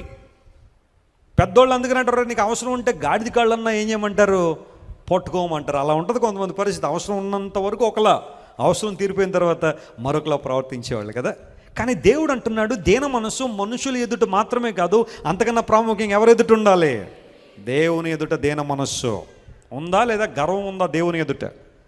నాన్నగారు చెప్తుంటారు చిన్న చిన్న విషయాలు, కానీ చాలా పెద్ద మెసేజ్ ఉంటుంది దాని వెనకాల. ఒక గండు చేమ సామర్లకోట ట్రైన్ స్టేషన్ దగ్గర ఉందట, ప్లాట్ఫామ్ మీద. అది మిగతా చేమలతో అంటుందట, కాసేపట్లో కోరమండల్ ఎక్స్ప్రెస్ వస్తుంది, నేను అదో తేలిపోవాలి, ఈరోజు ఈ పట్టాల మీద నిలబడి కోరమండల్ ఎక్స్ప్రెస్ పడగొట్టేస్తాను అందట. మిగతా చేమలని అనుకునే దీనికి ఏదో బాగా ఎక్కినట్టుంది ఈరోజు పరిస్థితి, ఎందుకమ్మా అలా అని చెప్తుంటే, నో మీరు చూస్తే చూడండి నా పరిస్థితి ఏంటని చెప్పి కోరమండల్ ఎక్స్ప్రెస్ వస్తుందట. సామర్లకోట ఎయిర్పోర్ట్లో, ఎయిర్పోర్ట్ కాదు రైల్వే స్టేషన్, ఎయిర్పోర్ట్ ఎక్కువ వెళ్ళిపోయి ఎయిర్పోర్ట్లో వస్తున్నాయి నాకు. సామర్లకోట రైల్వే స్టేషన్లో నిలబడి రా కోరమండల్ ఎక్స్ప్రెస్ అందట. అది అక్కడ నుంచి 130 కిలోమీటర్ స్పీడ్లో వచ్చేసరికి ఇంకా 2 కిలోమీటర్లు అవతలే ఉంది. దాని స్పీడ్కి ఇది వెళ్ళిపోయి ఎక్కడో బంగాళాఖాతంలో పడిపోయిందట. ఇది గమనించడానికి కొంచెం ఆలోచించడానికి ఇది ఒక మంచి ఉదాహరణ అనిపిస్తుంది. కొన్నిసార్లు మనం కూడా దేవునికి ఎదురుగా నిలబడి ఏమవుతుందో చూస్తానులే, ఏం జరుగుద్దో చూస్తానులే, ఆయన ఏం చేస్తాడో చూస్తానులే అన్నట్టుగా గర్వంతో ప్రవర్తించే వాళ్ళు చాలామంది ఉంటారు. జాన్ లెన్నన్ అనే ఒక ప్రపంచ ప్రఖ్యాతిగాంచిన సంగీత కళాకారుడు. ఫ్యాన్ ఫాలోయింగ్ అంటే మామూలు కాదు అతనికి, విపరీతమైన ఫ్యాన్ ఫాలోయింగ్. ఈ రోజుల్లో ఈ ఫ్యాన్ అసోసియేషన్లో ఫ్యాన్ ఫాలోయింగ్లు బాగా పెరిగిపోతున్నాయి. వాళ్ళు బాగా అభిమానించండి, ఎవరైనా ఒక మాట అంటే చాలు ఇంకా చంపేస్తాం, నరికేస్తాం అని రోడ్ల మీదకి వచ్చేస్తారు చాలామంది. తీరాలకు ఏమన్నా అయితే కనీసం వచ్చేవాళ్ళు కూడా ఉండరు అక్కడ. అలాంటి వాళ్ళ కోసం చొక్కాలు చింపుకోవడం చాలామంది ఈ రోజున బయలుదేరిపోయింది. జాన్ లెన్నన్ అనబడే వ్యక్తి కూడా అలాంటోడే, విపరీతమైన ఫ్యాన్ ఫాలోయింగ్ ప్రపంచం అంతా కూడా. అతడు ఒక మ్యూజిషియన్, ఒక సంగీత కళాకారుడు. ఎక్కడైనా అతడు ఒక మీటింగ్ పెట్టాడు అంటే కొన్ని వేల మంది ప్రజలు అతనితో షేక్ హ్యాండ్ తీసుకోవాలంటే, అతనితో కలిసి ఉండాలంటే, కనీసం కాళ్ళు పట్టుకోవాలన్నా అదొక అదృష్టంగా భావించే పరిస్థితి. ఒక రోజున జాన్ లెన్నన్ తన నోటి నిండా ఒక సిగరెట్ కాలుస్తూ నోటి నిండా పొగ తీసుకుని, ఎవరో ఒక పాస్టర్ గారు లేదా ఒక వ్యక్తి వెళ్ళి దేవుని గురించి సువార్త ప్రకటిస్తే ఆ వ్యక్తి సహృదయంతో స్పందించాల్సింది పోయి ఆ నోటి నిండా పొగ పీల్చి ఆ పొగని ఇలా గాల్లో వదిలి, ఓ దేవుడా నువ్వు కనుకుంటే ఈ పొగ నీకే అన్నాడంట. సిగరెట్ తాగిన పొగ గాల్లోకి వదిలి, దేవుడే గనుకుంటే ఆ దేవుడికి పొగ ఇస్తున్నానని చెప్పి నోటి నిండా ఆ ధూమము తీసుకుని ఒక్కసారి అలా వదిలేడు పైకి. మీరు నమ్మండి ప్రియులారా, ప్రపంచంలో అత్యంత విషాదకరణ మరణాల్లో జాన్ లెన్నన్ కూడా ఒకటి. ఎవరో చెబితే విన్నాను, ఊపిరితిత్తుల సంబంధ వ్యాధితో చచ్చిపోయే వ్యక్తి. ఏ ఊపిరితిత్తుల్లో నుంచి అయితే ఆ పొగలా బయటకు వదిలాడో డ్యామేజ్ అయిపోయినాయి, మళ్ళీ లేవలేకపోయాడు పైకి. ఏంటి మనిషి యొక్క జీవితం ఎంత అసలు? ఎంతలో కనబడి అంతలో మాయమయ్యే ఆవిర్లంటోళ్ళం మనం. దేవుడు శాశ్వతుడు, ఆయన ఇటర్నల్ గాడ్. ఆయన దృష్టిలో మనం కొన్నిసార్లు ఎలా ఉంటుందని మన పరిస్థితి, very tiny life, very insignificant life. అనంతుడైన దేవుడు మనం ఈ భూమి మీద బతికే 70-80 సంవత్సరాలు, ఆ దేవుని యొక్క కాల పరిమాణంలో మనము ఒక నలుసు లాంటి వాళ్ళం. Just like a spec our human life. ఏది చూసుకునే గర్వం ఏంటి? ఈ అహంభావం. కొన్నిసార్లు కొంతమంది గర్వ జీవితాలను చూస్తూ ఉంటే, మాకేంటి నీ డబ్బు ఉంది, మాకేంటి చదువు ఉంది, మాకేంటి బంధువులు ఉన్నారు, మాకేంటి కులం ఉంది, మాకేంటి మతం ఉంది అని చాలా గర్వపడుతుంటారు చాలామంది. ఓ మనుష్యుడా, నీ జీవం ఏ పాటిది, ఎంతలో కనబడి అంతలో మాయమైపోయే నీటి ఆవిర్లాంటోళ్ళు. టైటానిక్ దుర్ఘటన జరిగిన కొన్ని సంవత్సరాల తర్వాత, అంటే ఆల్మోస్ట్ ఒక సెంచరీ గతించిపోయిన తర్వాత, ఆ టైటానిక్ శకలాలు లోపల ఉన్నాయని చెప్పి దాన్ని చూడాలని చెప్పి కొంతమంది వెళ్ళారు. ఈ రోజుల్లో మనిషికి బాగా డబ్బు ఎక్కువైపోవడం ద్వారా ఈ టూర్లు ఎక్కడి వరకు వెళ్తున్నాయంటే ప్రాణాలు తీసేంతవరకు వెళ్తున్నాయి టూర్లని. ఇదివరకు టూర్ ప్యాకేజ్ గోవా వెళ్తారా 16,000 అనేవారు. టూర్ ప్యాకేజ్ స్విట్జర్లాండ్ వెళ్తారా 48,000 2 పర్సన్స్ అనేవారు. ఇప్పుడు టూర్ వెళ్తారా, అక్కడ తీసుకెళ్తాం. ఎక్కడికి? అంతరిక్షంలో టూరు 2 కోట్లు మనిషికి. అలాగే ఇప్పుడు అంతరిక్షం అయిపోయింది. ఇప్పుడు ఎక్కడికట్టా? ఇప్పుడు లోపలికి, సముద్రం లోపల. నువ్వు ఆ శకలాలు చూసి ఇప్పుడు ఏమి సాధించవా నువ్వు? ఆల్రెడీ మునిగిపోయింది అది. ఒక ఆయన ఎవరో దాని మీద సినిమా కూడా తీసాడు. ఇక అవన్నీ చూసుకోకుండా మళ్ళీ శకలాలను చూస్తానని చెప్పి ఒక 5గురు వెళ్ళారు టైటాన్ అనే ఒక సబ్మరీన్లో. అందరూ రిచెస్ట్ పీపులే. ఒక్కొక్కడు 2.5 కోట్లు పెట్టి కొనుక్కున్న టికెట్, 2.5 కోట్ల రూపాయల టికెట్. మామూలు విషయం కాదు అది. వెళ్ళారు, లోపలికి వెళ్ళినట్టే టైటాన్ పేలిపోయింది, సబ్మరీన్ పేలిపోయింది. ఎవ్రీబడి డై, అందరూ చనిపోయారు. మనిషి జీవితం ఏ పాటిది, ఇంతలో కనబడి అంతలో మాయమైపోయాయి. అందులో ఒక పాకిస్తాన్కి సంబంధించిన ఒక కుబేరుడు కుమారుడు కూడా ఉన్నాడు. ఆడు రానన్నాడట, డాడీ నువ్వు వెళ్ళు డాడీ, ఎందుకులే అది నేనేం చూసి ఏం సాధిస్తాను. లేదు అని తీసుకెళ్ళాలి డాడీ. మరణాన్ని కొని తెప్పించాడు, తీసుకెళ్ళిపోయాడు. అందరూ చనిపోయారు. కొన్ని రోజుల తర్వాత ఇంకా ఆ టైటాన్ పనుకుంటే లోపల అంతా కుళ్ళిపోయిన దేహాలు ఇవన్నీ కూడా. నేను మొన్న అమెరికాలో ఒక మ్యూజియానికి వెళ్ళినప్పుడు సబ్మరీన్లో తీసుకెళ్లారు నన్ను. అంటే అది ఆర్టిఫిషియల్ సబ్మరీన్ అనమాట. లోపల ఫీలింగ్ అంతా WW2లో అంటే వరల్డ్ వార్ II టైంలో చాలామంది సబ్మరీన్ ఆఫీసర్స్ అందరూ కూడా, నేవీ ఆఫీసర్స్ చనిపోయిన ఆ దాఖలాలు. ఆ మ్యూజియం నేను తీసుకెళ్ళినప్పుడు ఆ హిస్టరీ అంతా చూశాను. ఆ లోపలికి వెళ్ళి సబ్మరీన్లో వెళ్ళాను. తీరా పోసిన తర్వాత సబ్మరీన్కి వెళ్ళిన తర్వాత నాకు ఒక కార్డు ఇచ్చారు, నా పేరు ఒకటి మార్చారు, అక్కడ నాకు నంబర్ ఇచ్చారు. లోపలికి తీసుకెళ్ళిన తర్వాత ఆ సబ్మరీన్ అలా ఫైట్ చేస్తుంది శత్రువులతో. ఎగ్జాక్ట్గా కళ్ళ కట్టినట్టు లోపలంతా ఎక్స్ప్లెయిన్ చేసి ఆఖరి సబ్మరీన్ ముంచేశారు లోపల. అంటే అది మునిగిపోయిందట. వాళ్ళు కూడా అదే ఫీలింగ్ తీసుకొచ్చారు. ఆ లోపలికి వెళ్ళిన తర్వాత అది ఫైట్ చేస్తూ ఉంది శత్రువులతో. ఆ సబ్మరీన్లోంచి ఆ టార్పెడోస్ అంటారు, వాటిని రిలీజ్ చేయడం అన్నీ అయిపోయిన తర్వాత చివరికి సబ్మరీన్ మెల్లగా మునిగిపోయింది. ఆ లోపల నుంచి నిజంగా మునిగిపోతాను.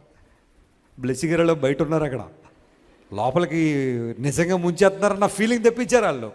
బయటికి తీసుకొచ్చిన తర్వాత అమ్మాయి ఇది ఒక సిమ్యులేటర్ కదా, ఇబ్బంది ఏం లేదనుకున్నాను. ఎందుకు ఈ మాట చెబుతున్నానంటే, మనిషి జీవితం ఏ పాటిది, ఇంతలో కనబడి అంతలో మాయమైపోయేవారు. ప్రతి రాత్రి మంచాల మీద పడుకున్న తర్వాత 29,000 మంది సూర్యోదయాన్ని చూడలేకపోతున్నారట. ఏ రోగాలు లేవు వాళ్ళకి, అంతా ఓకే, అంతా మంచిదే అన్నట్టుగా పడుకుంటున్నారు.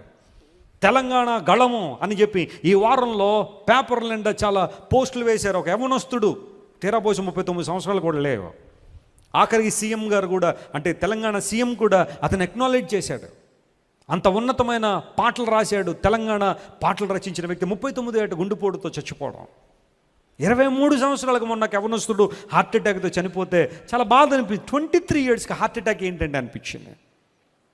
ఎందుకు మాషం తెలుసా, కొన్నిసార్లు వేటునో చూసుకుని ఎగసిపడుతున్నాం, కానీ మానవ జీవితం ఎంత అల్పమైందో గుర్తించలేకపోతున్నాం. దేవుని ముందు ఏ ఒక్కరు కూడా కచ్చగట్టి నిలబడడానికి అవకాశం లేదు. ఆయన నీకు మిత్రుడైతే క్షేమము, హల్లెలూయా. ఆయన నీకు స్నేహితుడైతే నీకు భద్రత, అంతేగాని దేవుని వ్యతిరేకంగా నిలబడి అది ఇది సాధిస్తాను అనుకోవద్దు. దేవుని ఎదుట దీన మనస్సు కలిగి ప్రవర్తించుట, ఇదే కదా దేవునిని అడుగుతున్నాడు. Humbleness and humility God is seeking from his people. ఏది ఉత్తమము ప్రభువా, ఏది మంచిది నాయన, ప్రతిసారి మంచి మార్గంలో నడవాలి, మంచి జీవితాన్ని జీవించాలంటే ఏది మంచిదని అడిగితే దేవుడు తెలియపరిచాడు. దేవుడే కనుక ఈ విషయాన్ని తెలియపరచకపోతే మనిషికి మంచి అంటే ఏంటో తెలియదు, చెడు అంటే ఏంటో తెలియదు. న్యాయంగా నడుచుకో, కనికరాన్ని ప్రేమించు, దేవుని ఎదుట దీన మనసు కలిగి ఉండు. ఇంతే కదా దేవుడిని తెలియజేశాడు. మరొక మాటను మేము గమనిస్తాను, చూడండి. లూకా సువార్త 12వ అధ్యాయం 5వ వచనం చదువుతున్నాం త్వరగా. The gospel according to Luke chapter 12 verse 5. ఎవనికి మీరు భయపడవలెనో నీకు తెలియజేయుదును. ఆ మాట అండర్లైన్ చేసుకోండి. దేవుడు అన్నాడు కదా, నేను చేయకపోతే మీకు తెలియజేసేవాడు ఎవడని. ఇక్కడ రాయబడిన మాట, ఎవనికి మీరు భయపడవలెనో మీకు తెలియచేయుదును. చంపిన తరువాత నరకములో పడద్రోయ శక్తి గలవానికి భయపడుడి. ఆయనకు మాత్రమే భయపడుడని మీతో చెప్పుచున్నాను. చూడండి, ఇక్కడ దేవుడు మాట్లాడుతున్నాడు, నరకంలో పడవేయడానికి శక్తి గల దేవునికి మాత్రమే మీరు భయపడండి. ఇంక ఈ లోకంలో మీరు ఎవరికి భయపడాల్సిన అవసరం లేదు.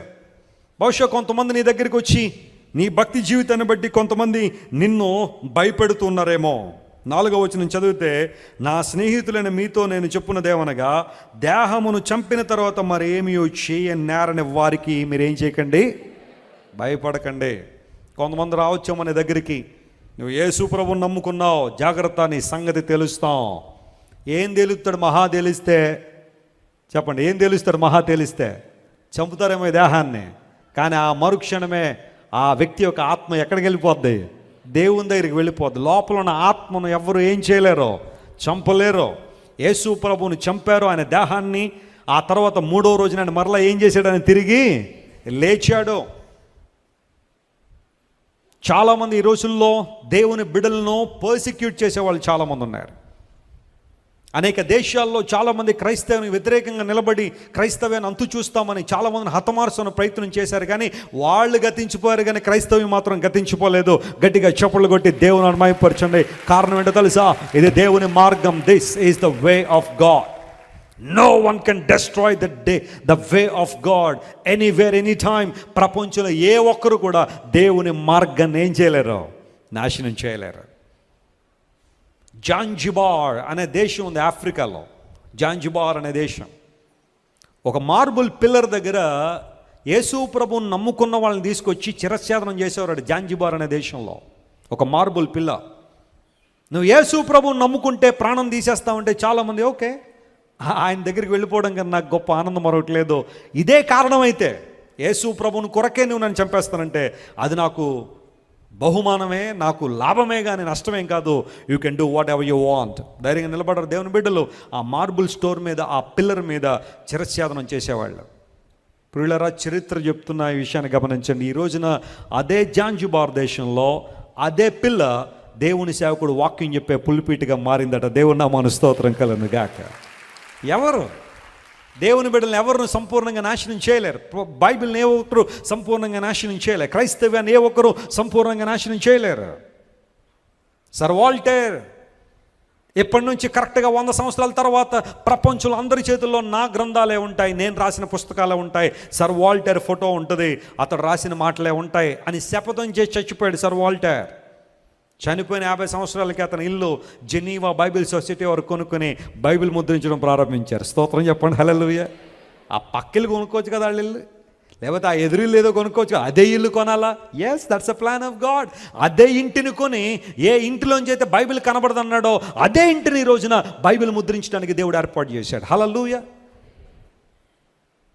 ముంబై నగరంలో చాలా సంవత్సరాల క్రితం ఒక దేవుని సేవకుడు మీటింగ్ పెడుతుంటే చాలామంది అడ్డుకున్నారు. మీటింగ్ పర్మిషన్లు ఇవ్వలేదు, మత మార్పిడి చేస్తున్నారని పర్మిషన్ ఇవ్వకపోతే, మీరు నమ్మండి ప్రియులారా, ఆ కాలంలో ముంబైలో ద మోస్ట్ పవర్ఫుల్ లీడర్ ఒక ఆయన ఉండేవాడు. అతని కుమార్తె ఎంటర్ అయ్యి ఆ మీటింగ్ పర్మిషన్ ఇచ్చి తీరాల్సిందే అని నిలబడింది.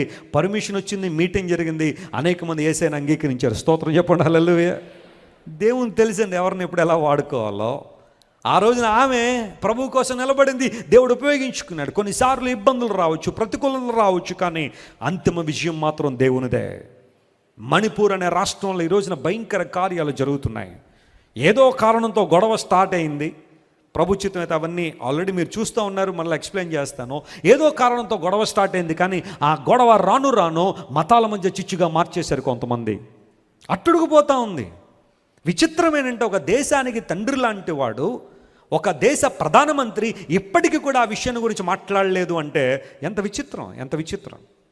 మహారాష్ట్రలో బస్సు తగలబడిపోయి 20 మంది చచ్చిపోతే ప్రగాఢ సంతాపం వ్యక్తపరుస్తున్నాను, ఒక్కొక్కరికి ఇన్ని లక్షల రూపాయలు ఇస్తానని చెప్పిన ప్రధానమంత్రి కొన్ని 100 మంది చచ్చిపోతుంటే ఎందుకు మాట్లాడడం లేదు? కొన్ని వేల మంది నిరాశ్రయాలు అయిపోతుంటే, అనేక చర్చిలు కాల్చేస్తుంటే ఎందుకు పెదవి తెరవడం లేదు? అంటే అతను మాట్లాడకూడనంత తక్కువ విషయం అయిపోయింది అది అనిపిస్తుంది. కొన్నిసార్లు బాధ అనిపించే పరిస్థితులు. పిల్లలు గమనించండి, ఏదేమైనప్పటికీ కూడా శరీరమును మాత్రమే చంపగలిగే వారికి మీరు ఎప్పుడు భయపడకండి. ఎవరైనా మీ దగ్గరికి వచ్చి నువ్వు ప్రభువుని అంగీకరించినందుకు నీకు పథకాలు తీసేస్తాం, ఉద్యోగం తీసేస్తాం, నీకు అది చేస్తాం ఇది చేస్తాం అంటే ఐఎమ్ గ్లాడ్లీ యాక్సెప్టెడ్. నా దేవుని కోసం అంతకన్నా ఆధిక్యత మరొకట్లేదు. భక్తి మార్గం మాత్రం విడవకండి, విశ్వాసాన్ని మాత్రం విడకండి. ఏదో తాత్కాలిక ప్రయోజనాల కోసం, ప్రలోభాల కోసం ప్రభువును మాత్రం విడిచి వెళ్ళిపోకండి. దేవుని సేవకునిగా బ్రతిమాలుతున్నాను, పట్టుకోండి గట్టిగా. ఎందుకోసం అంటే మనుషులు కేవలం నీ శరీరాన్ని గాయపరచగలరేమో, కానీ నీ ఆత్మ అనే దేవుని చేతిలో ఎప్పుడు సురక్షితంగానే ఉంది. అది ప్రభువు దగ్గరికి చేరుతూనే ఉంది. హల్లెలూయా! ఎంత గొప్ప దేవుడు ఆయన. ఇదే యేసు ప్రభు మాట్లాడుతున్నాడు. ఆయన ఉన్న కాలంలో సంఘం, ఆయన తర్వాత అనేక మంది విపరీతమైన శ్రమలు ఎదుర్కొన్నారు, కష్టాలు ఎదుర్కొన్నారు. ఈ రోజు వరకు మనకు సువార్త మన దగ్గరికి వచ్చిందంటే ఎంతమంది దేవుని బిడ్డలు తమ ప్రాణాలు అర్పించారని, ఎంతమంది దేవుని బిడ్డలు ప్రయాసపడ్డారు. నేను తరచుగా చెబుతూనే ఉన్నాను, బైబిల్ చదవండి, బైబిల్ చదవండి అని అనేకసార్లు చెబుతున్నా. చాలామంది నిర్లక్ష్యం ఏంటంటే, ఏముందని రోజు 10 మా ఇంట్లో 10 బైబిళ్ళు ఉన్నాయని అనుకున్నారు. కానీ ఈ ఒక్క గ్రంథం నీ చేతిలో రావడానికి ఎంతమంది తమ జీవితాలు అర్పించారో తెలుసా? ముద్రించబడిన గ్రంథం నీ చేతిలో పెడితే చదవడానికి నీకు ఇంత ఇబ్బంది అవుతుంటే, ఈ గ్రంథం మన చేతిలో రావడానికి ఎన్ని జీవితాలు త్యజించేసుకున్నారు వాళ్ళు. నేను నా బైబిల్ని ఎప్పుడు గౌరవిస్తాను. కారణం ఏంటో తెలుసా? మీరు అడగండి, కావాలంటే మన టీం మెంబర్ని. నేను ఎక్కడికైనా వెళ్తే నా బైబిల్ సేఫ్గా ఉంచండి, ఏం పోయినా పర్లేదు, నాకు నా గ్రంథం మాత్రం నాకు ఉండాలా. దేవుని వాక్యానికి ఇచ్చే రెస్పెక్ట్ అది. I respect the word of God. కారణం దీని వెనకాల ఎంతోమంది తమ ప్రాణాలు అర్పించారు, తమ జీవితాలు త్యజించేశారు. జాన్ వెస్లీ ప్రతిరోజు తన సొంత భాషలో దేవుని వాక్యాన్ని చదువుకోవాలి, ఆనందించాలి, దేవుని చిత్తాన్ని తెలుసుకోవాలి, దేవుడు తన పట్ల ఎలాంటి ఉద్దేశాన్ని కలిగి ఉన్నాడో గమనించాలని ఎంతోమంది ఈ గ్రంథాన్ని నా చేతిలో చూడడంతో ప్రాణాలు అర్పించారు. I respect them by reading the word of God every day. దేవుని వాక్యాన్ని గౌరవించడం అంటే దేవుని వాక్యాన్ని చదవడమే. హల్లెలూయా! చాలామంది దేవుని వాక్యాన్ని గౌరవించడం అంటే, వెస్లీ గారు బంగారు పెట్టి ఏమైనా చేసి దానిలో పెట్టమంటారండి బైబిల్ని? అక్కర్లా. బైబిల్ మీరు బంగారు పెట్టెల్లోనో సిల్వర్ పెట్టెల్లోనో పెట్టమని నేను చెప్పట్లా. అది కాదు దేవుని వాక్యానికి ఇచ్చే గౌరవం. When you read it you respect the word of God. Hallelujah! Bible గ్రంథాన్ని చదివినప్పుడే నువ్వు దాన్ని గౌరవం ఇచ్చినట్టు. అంతేగాని బంగారు పెట్టి తయారు చేసి దానిలో పెట్టి రోజు దండం పెట్టడం అని కాదు. అక్కడ రోజు చదవాలి దేవుని వాక్యం. మీ ఆత్మను సురక్షితంగా కాపాడగలిగే దేవునికే భయపడండి. ఈ లోకంలో ఇంక ఏ బెదిరింపులకి మనం భయపడాల్సిన అవసరం లేదు. స్తోత్రం చెప్దాం. హల్లెలూయా! ఇంకా విందామా? అయిపోయింది టైం. చివరికి ఇంకొక మాట చెప్తాను. యూజువల్గా 3 చెప్తాను, ఈరోజు ఇంకో పాయింట్ చెప్పాలనిపిస్తుంది. ఓకే, 4వ పాయింట్ కూడా గమనిద్దాం. దేవుడు ఏం మనకి తెలియజేశాడు అని ఆలోచన చేస్తే, జకరియా గ్రంథం 9వ అధ్యాయం 12వ వచనం చదవండి. The book of Zechariah chapter 9 and verse 12. దానిలో రాయబడిన మాట ఇలా ఉంది. బంధకములలో పడి ఉండియు నిరీక్షణ గలవారలారా మీ కోటను మరలా ప్రవేశించుడి. మీ కోటలో మీరు ఏం చేయండి? మరలా ప్రవేశించండి. రెండంతలుగా మీకు మేలు చేసేదను అని నేడు నేను మీకు తెలియజేయుచున్నాను. ఎప్పుడట? అందుకు చెప్పండి గట్టిగా. నేడు అనే మాట చెప్పండి. దేవుడు ఇప్పుడే మనతో మాట్లాడుతున్నాడు. నేడు నేను మీకు తెలియజేయుచున్నాను. ఏం తెలియజేస్తావు ప్రభు అంటే, 2 మేలు చేయబోతున్నానని. నమ్మిన వారు గట్టిగా చప్పట్లు కొట్టి దేవుని మహిమపరచండి. హల్లెలూయా! If you are sitting in the house of God with an expectation, you have come to the right place on this Sunday. ఈ ఆదివారం దేవుని సన్నిధిలో కూర్చుని ఒక ఆశీర్వాదాన్ని, ఒక మేలును నువ్వు ఆకాంక్షిస్తున్నట్లయితే అభినందిస్తున్నాను మనస్ఫూర్తిగా. You are in a right place. ఎందుకోసం అంటే దేవుడు నీ జీవితంలో, చెప్పండి, ఎన్నంతలు రెండంతల మేలు. బా, ఎంత చక్కని మాట, ఆదరణ కలిగించే మాట. బంధకాల్లో పడి ఉన్నావా? బంధకాల్లో పడి ఉన్న వారులారా, రండి, మీ కోటను మరలా ప్రవేశించండి. Take possession in your fortress even today. రా, ప్రభువులో నిలబడు మరలా. నీతిమంతుడైన దేవుని యొక్క ఆ ప్రాకారంలో నిలబడు. దేవుడు మాట్లాడుతున్నాడు, రెండంతల మేలు చేస్తానని దేవుడు మాట్లాడుతున్నాడు. అనారోగ్యంతో ఒకవేళ ఈరోజు నువ్వు కూర్చున్నావా? కొన్నిసార్లు నీకు అనిపించవచ్చు నువ్వు తీసుకుంటున్న మందులు నీకు ఆరోగ్యాన్ని ఇస్తున్నాయని. కొన్నిసార్లు అనిపించవచ్చు నీవు ఎవరి దగ్గర అయితే ట్రీట్మెంట్ చేసుకున్నావో ఆ డాక్టర్ల జ్ఞానం నిన్ను బ్రతికిస్తుందని. కానీ అంతకన్నా ప్రాముఖ్యంగా దేవుడు నిన్ను బ్రతికిస్తున్న విషయం నీకు తెలుసా? We have a high regard on doctors. నిన్నటిదేనో నేషనల్ డాక్టర్స్ డే జరిగింది. చాలామంది డాక్టర్లని అభినందించాం. మన చర్చ్లో కూడా చాలామంది డాక్టర్స్ ఉన్నారు, medical doctors and professionals, experts ఉన్నారు. వారందరం బట్టి దేవునికి మహిమ. అయితే చాలామందిని అడిగితే వాళ్ళు కూడా చెప్పే మాట ఏంటో తెలుసా? వెస్లీ గారు, మేము ప్రజలకు ట్రీట్మెంట్ చేస్తున్నాం, కానీ స్వస్థత ఇచ్చేవాడు మాత్రం ఎవరు? దేవుడే. కొన్నిసార్లు దే ట్రై దే బెస్ట్. డాక్టర్లు తమ జ్ఞానమంతా రంగరించి, తమ జ్ఞానాన్నంతా కూడా ఉపయోగించి పేషెంట్లు బ్రతికిద్దాం అనుకున్నారు. కానీ కొన్నిసార్లు వాళ్ళ వల్ల కూడా కావట్లేదు. ఆ సందర్భంలో వారికి తెలిసింది ఏంటంటే మనం కేవలం ట్రీట్మెంట్ మాత్రం చేయగలం, జీవమరణాలు మాత్రం ఎవరి చేతిలో ఉన్నాయి? దేవుని చేతిలో ఉన్నాయి. తెలుసు వాళ్ళకు కూడా, డాక్టర్స్ అందరికీ. ఒకవేళ ఈరోజు ఒక అనారోగ్యంతో నువ్వు దేవుని సన్నిధిలో కూర్చున్నావు, అయ్యా వెస్లీ గారు ఎన్నో హాస్పిటల్ చుట్టూ తిరిగాను, ఎన్నో మందులు వాడాను, ఎన్నో ప్రయత్నాలు చేశాను, కానీ స్వస్థత రావట్లేదా? దేవుడు మాట్లాడుతున్నాడు నీతోనే. నీకు స్వస్థత ఇచ్చేవాడు ఆయన, రెండంతల మేలు చేస్తానని మాట్లాడుతున్నాడు. Receive that promise by faith. ఓటమిలో కృంగిపోయి ఉన్నావేమో, కుటుంబ జీవితంలో ఈ కుటుంబ ఆ సాగరంలో ఎదడం చాలా కష్టమైపోయిందేమో, భార్యాభర్తల మధ్య ప్రతి చిన్నదానికి తగవులు వచ్చేస్తున్నాయేమో. ఒకప్పుడు పెద్ద పెద్ద గొడవలు ఉన్నా కానీ మన ఇద్దరం భార్యాభర్తలం కదా, మనం ఇలా ఉండకూడదు అని చాలా చక్కగా ప్రేమించుకున్న వాళ్ళు ఇప్పుడు చిన్న చిన్న విషయాలనే పెద్ద పెద్ద గొడవలుగా మార్చుకుని వీధులకెక్కి భయంకరంగా తమ జీవితాలు పాడు చేసుకున్నారేమో. If you are not handling your relationship properly, come to God. రా, దేవుని దగ్గరికి రా. ఇద్దరు మోకాళ్ళేం దేవుని సన్నిధిలో, ప్రభువా మా జీవితం ఏంటి ప్రభు ఇలా అయిపోయింది, అస్తవ్యస్తం అయిపోతుందయ్యా, పరిస్థితులు ఏం బాగాలేదయ్యా మా కుటుంబంలో, నిన్ను ఆహ్వానిస్తున్నాం ప్రభువా, మా కుటుంబాన్ని హీల్ చేయ ప్రభువా, మా కుటుంబాన్ని స్వస్థపరిచని ప్రార్థన చేయండి. దేవుడు ఖచ్చితంగా మీ బంధాల్లో ఆనందాన్ని ఇస్తాడు, సంతోషాన్ని ఇస్తాడు. ఆర్థికంగా చితికిపోయావా? నీ సొంత నిర్ణయాలు బట్టి, నీ మూర్ఖత్వాన్ని బట్టి, పెట్టకూడని చోట ఖర్చులు పెట్టి, వ్యర్థమైన విధానాల్లో నీ డబ్బంతా ఖర్చు పెట్టేసి నువ్వు అప్పులు పాలైపోయి ఉన్నావా? ఒక్కసారి రా ప్రభు దగ్గరికి, ఒప్పుకో దేవుని దగ్గర, ప్రభువా నా దౌర్భాగ్యతల వల్లనే, నా దురాశల వల్లనే, నా దేహంలో రేగిన దురాశల వల్లనే నేను ఈ స్థితికి వచ్చేసానయ్యా, నన్ను క్షమించు, ఒక్కసారి నన్ను నిలబెట్టు ప్రభువా, నీ మహిమ కొరకు వాడబడతానని తీర్మానం చేసుకొని దేవుని సన్నిధిలో. God loves you so much more than anybody. ఈ లోకంలో ఎవ్వరూ నిన్ను ప్రేమించినంతగా ప్రభు నిన్ను ప్రేమిస్తాడు. పగిలిన నీ జీవితాన్ని దేవుడు ఒక పరిపూర్ణమైన పాత్రగా మార్చగలిగిన వాడు. దేవుడు నామమున స్తోత్రం కలుగునుగాక.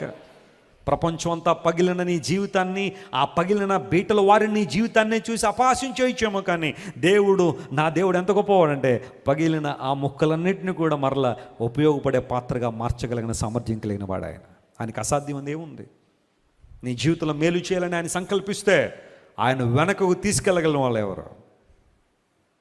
దావీదు తాళపు చెవులు కలిగి ఆయన వేస్తే ఎవరు తీయలేరట, ఆయన తీస్తే ఎవరు? Well, that's the power of our God. రెండంతలుగా మేలు చేయబోతున్నానని దేవుడు వాగ్దానం చేశాడు. ఈ వాగ్దానం కోసం కనిపెట్టు దేవునిలో. ప్రభువు నీ జీవితంలో మేలు చేయాలని ఆయన ఆశిస్తున్నాడు. ఆయన సంకల్పాలు ఎప్పుడు గొప్పవే, ఆయన ఉద్దేశాలు ఎప్పుడు గొప్పవే. నేను తెలియచేయకపోతే ఈ సంగతులు మీకు ఎవరు తెలియజేస్తారు? రాజకీయవేత్తలు, శాస్త్రవేత్తలు, లోకానికి సంబంధించిన వ్యక్తులు ఏ ఒక్కరు కూడా ఈ విషయాలు తెలియచేది కేవలం దేవుడే మనకు తెలియజేశాడు. ఆయన రాకను గురించిన వివరణ, ఆత్మను గురించిన ప్రాముఖ్యత దేవదేవుడు మనకు తెలియజేశాడు. ఏది ఉత్తమం అని మనకు తెలియజేశాడు. చివరిగా రెండంతల మేలు చేస్తానని దేవుడు మాట్లాడాడు. ఆ మాటలను బట్టి మనం ప్రభువులో ముందుకు సాగిపోదామా? డిఎల్ మూడీ గారు ఆయన షికాగో నగరంలో పరిచర్య చేస్తున్న కాలంలో ఆయనకి సంబంధించినవన్నీ కూడా కాలిపోతాయి. షికాగో గ్రేట్ ఫైర్ అని గనక మనం గూగుల్ చేస్తే ఆ వివరాలను దానిలో ఉంటాయి. కొన్ని సంవత్సరాల క్రితం షికాగోలో వచ్చిన ఆ మంటలు మొత్తం ఆ నగరాన్ని అంతా కూడా దహించి వేశాయి. చాలామంది నిరాశ్రయులు అయిపోయారు. ఇప్పుడంటే ఇన్సూరెన్స్లు ఇవన్నీ వచ్చినాయి, కానీ పూర్వదిన అలాంటి ఫెసిలిటీస్ లేవు. పోయిందంత పోయినట్టే.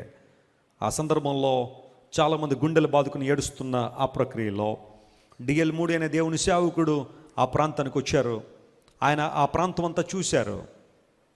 దేవుని సేవకుడు ఎలా స్పందిస్తాడని చాలామంది గమనిస్తూ ఉంటే నేను గుండెలు బాదుకుని ఏడవలేదు, నేలను దొరికి ఏడలేదు. అయ్యో అంతా పోగొట్టేసుకున్నా, ఇప్పుడు నన్ను ఎవరు కాపాడతారు, ఎవరు నన్ను నిలబడతారని దేవుని సేవకుడు రోడ్డు మీద దొరికి ఏడవలేదు.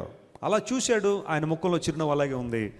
ఎవరో దగ్గరికి వచ్చి అడిగారు, మూడి గారు బాధ లేదండి, అన్నీ పోగొట్టేసుకున్నారు, మీకు ఉండడానికి ఇల్లు లేదు, ఇప్పుడు నివసించడానికి ఏమీ లేదు, అన్నీ కాలిపోయినాయి, మీకు ఏడుపు రావట్లేదు, దుఃఖం రావట్లేదంటే డిఎల్ మూడిన దేవుని సేవకుడే ప్రాక్టికల్ మ్యాన్ ఆఫ్ గాడ్ చెప్పిన మాట ఏంటో తెలుసా? దేవుని వాక్యం నా చేతిలో ఉన్నంతకాలం, నా సాక్ష్యం నా దగ్గర సురక్షితంగా ఉన్నంతకాలం నేను ఈ లోకంలో ఏది పోగొట్టుకున్నట్టు కాదు, దేవుడు నన్ను నిలబెడతాడు, మరలా నన్ను వాడుకుంటాడు. The greatest asset in the world is the word of God. దేవుని వాక్యమే నా జీవితంలో అత్యుత్తమైన సంపద. దేవుని వాక్యం నా దగ్గర ఉన్నంతకాలం, నా సాక్ష్యం నా దగ్గర సురక్షితంగా ఉన్నంతకాలం దేవుడు నన్ను ఎక్కడైనా బ్రతికిస్తాడు. నేను భయపడాల్సిన అవసరం లేదు. నిలబడ్డాడు సత్యం కోసం. అందరికీ ఆదర్శవంతంగా నిలబడ్డ దేవుని సేవకుడు. ఈరోజు మాట చెప్తాను పిల్లలు, ఈరోజు షికాగో మనం వెళ్తే షికాగో నగరంలోనే మన పరిచర్య జాన్ వెస్లీ ఫౌండేషన్ కూడా రిజిస్టర్ అయ్యి ఉంది. It's a non profit organisation. 5013 అనే ఒక సర్టిఫికెట్ ఉంటుంది. గాడ్స్ గ్రేస్ వలన అది కూడా దేవుడు మనకి ఇచ్చారు. జాన్ వెస్లీ ఫౌండేషన్ షికాగోలో ఎస్టాబ్లిష్ చేసిన తర్వాత ప్రపంచవ్యాప్తంగా అనేక మంది సేవకులు నేను ప్రోత్సహించడానికి ప్రభు సహాయం చేస్తున్నారు. ఆ షికాగో నగరం మనం వెళ్తే అక్కడ డిఎల్ మూడి గారి ప్రాపర్టీ చూస్తే ఉంటుంది. ఈ రోజున right in the mid of the town, లేదా దాన్ని డౌన్ టౌన్ అంటారు. షికాగో డౌన్ టౌన్లో ఒక్కొక్క గజం విలువ కోట్ల రూపాయల్లో ఉంటుంది. అక్కడ డిఎల్ మూడి గారి ప్రాపర్టీ మనం చూస్తే వావ్ అంటాం మనందరం. అంత ఉన్నతంగా దేవుడు అతను ఆశీర్వించాడు. ఓ పెద్ద మందిరం ఉంటుంది డిఎల్ మూడి గారి ఆ కాంపౌండ్లో మందిరం కావచ్చు. ఆ తర్వాత డిఎల్ మూడి ఇన్స్టిట్యూషన్లో అనేక మందికి ఉచితంగా చదువులు చెప్తున్నారు. ఎవరికైనా అమెరికాలో చదువుకోవాలని ఆశిస్తే ఒక గుడ్ న్యూస్ రివీల్ చేస్తాం మీకు. డిఎల్ మూడి గారి ఇన్స్టిట్యూట్లో ఫ్రీగా చదువు చెప్తారు. అమెరికా ఎవరైనా వెళ్ళాలనుకుంటే సంప్రదించవచ్చు. కొంతమంది ఉన్నారు మనకు తెలిసిన వాళ్ళు. ఫ్రీ ఎడ్యుకేషన్ డిఎల్ మూడి ఇన్స్టిట్యూట్లో, డబ్బులు కట్టక్కర్లా. మీరు ఉండడానికి హాస్టల్కి, ఆ తర్వాత భోజనానికి మీరు పే చేసుకుంటే చాలు, అడ్మిషన్ ఫ్రీ. సుమారుగా వేరే కాలేజీలు ఎక్కడైనా అడ్మిషన్ కోసం కావాలంటే అమెరికాలో $30,000 నుంచి $40,000 per year. That is close to 20 లక్షల నుంచి 30 లక్షలు సంవత్సరానికి కట్టాలి అమెరికాలో చదువుకోవాలంటే. ఇంకా బాగా చెత్త యూనివర్సిటీ అంటే కనీసం 20 లక్షలు ప్రతి సంవత్సరానికి కట్టాలి అడ్మిషన్ ఫీ లేదా ఆ కాలేజ్ ఫీ. డిఎల్ మూడి యూనివర్సిటీ అందరికీ ఫ్రీగా చదువులు చెప్తా ఉన్నారు. ఎందుకు ఈ మాట చెబుతున్నాను తెలుసా? దేవుడు ఒక్కసారి ఒక వ్యక్తిని నిలబెట్టిన తర్వాత ఆ వ్యక్తిని ఏ స్థాయిలో దేవుడు వాడుకున్నాడు అంటే ప్రపంచవ్యాప్తంగా దేవుని సువార్తను ప్రకటించడం మాత్రం కాకుండా ఈరోజు డిఎల్ మూడి యూనివర్సిటీలో చాలామంది ప్రపంచవ్యాప్తంగా ఉచితంగా చదువుకున్నారు అమెరికాలో. ఎందుకు ఈ మాట చెబుతున్నారంటే దేవుడు రెండంతలుగా మేలు చేసే దేవుడు ఆయన. హల్లెలూయా. ఈరోజు నువ్వేదో కోల్పోయాని బాధపడుతున్నావేమో, ఈరోజు ఏదో నష్టపోయానని, క్రీస్తు కొరకు ఏదో నష్టపోయానని ఏడుస్తున్నావేమో, కొంతమంది బంధువులు స్నేహితులు దూరం అయిపోయారని దుఃఖపడుతున్నావేమో. Don't do that my friend. Put confidence on God. దేవుని మీద నమ్మిక ఉంచు. ఎవరు నిన్ను వదిలిపెట్టినా వదిలిపెట్టకపోయినా దేవుడు నిన్ను మాత్రం నిన్ను వదిలిపెట్టేవాడు కాదు. ఆయన గట్టిగా పట్టుకునే దేవుడు అద్భుతాలు నీ జీవితంలో జరిగిస్తాడు. హల్లెలూయా. ఉన్నతమైన కార్యాలు నీ జీవితంలో చేసేవాడు ఆయన. నేను తెలియచేయగలిగినట్లు నీకు తెలియపరచగలవారెవరు. ఆ ఒక్క మాటలో ఉన్న అనేక విషయాలు ఈరోజు మనం ధ్యానం చేశాం. దేవుడు తెలియపరిచిన విషయాలను హృదయాల్లో భద్రపరుచుకుందాం, ఆయన కోసం జీవిద్దాం. గొప్ప కార్యాలు ప్రభువు చేస్తాడు. తల్లి తన బిడ్డను మరచినను మరువడు నీ దేవుడు నిన్ను. పాడదాం. నా బిడ్డను మరచినను మరువడు నీ దేవుడు నిన్ను. తల్లి కన్నా తండ్రి కన్నా. everybody clap your hands and worship.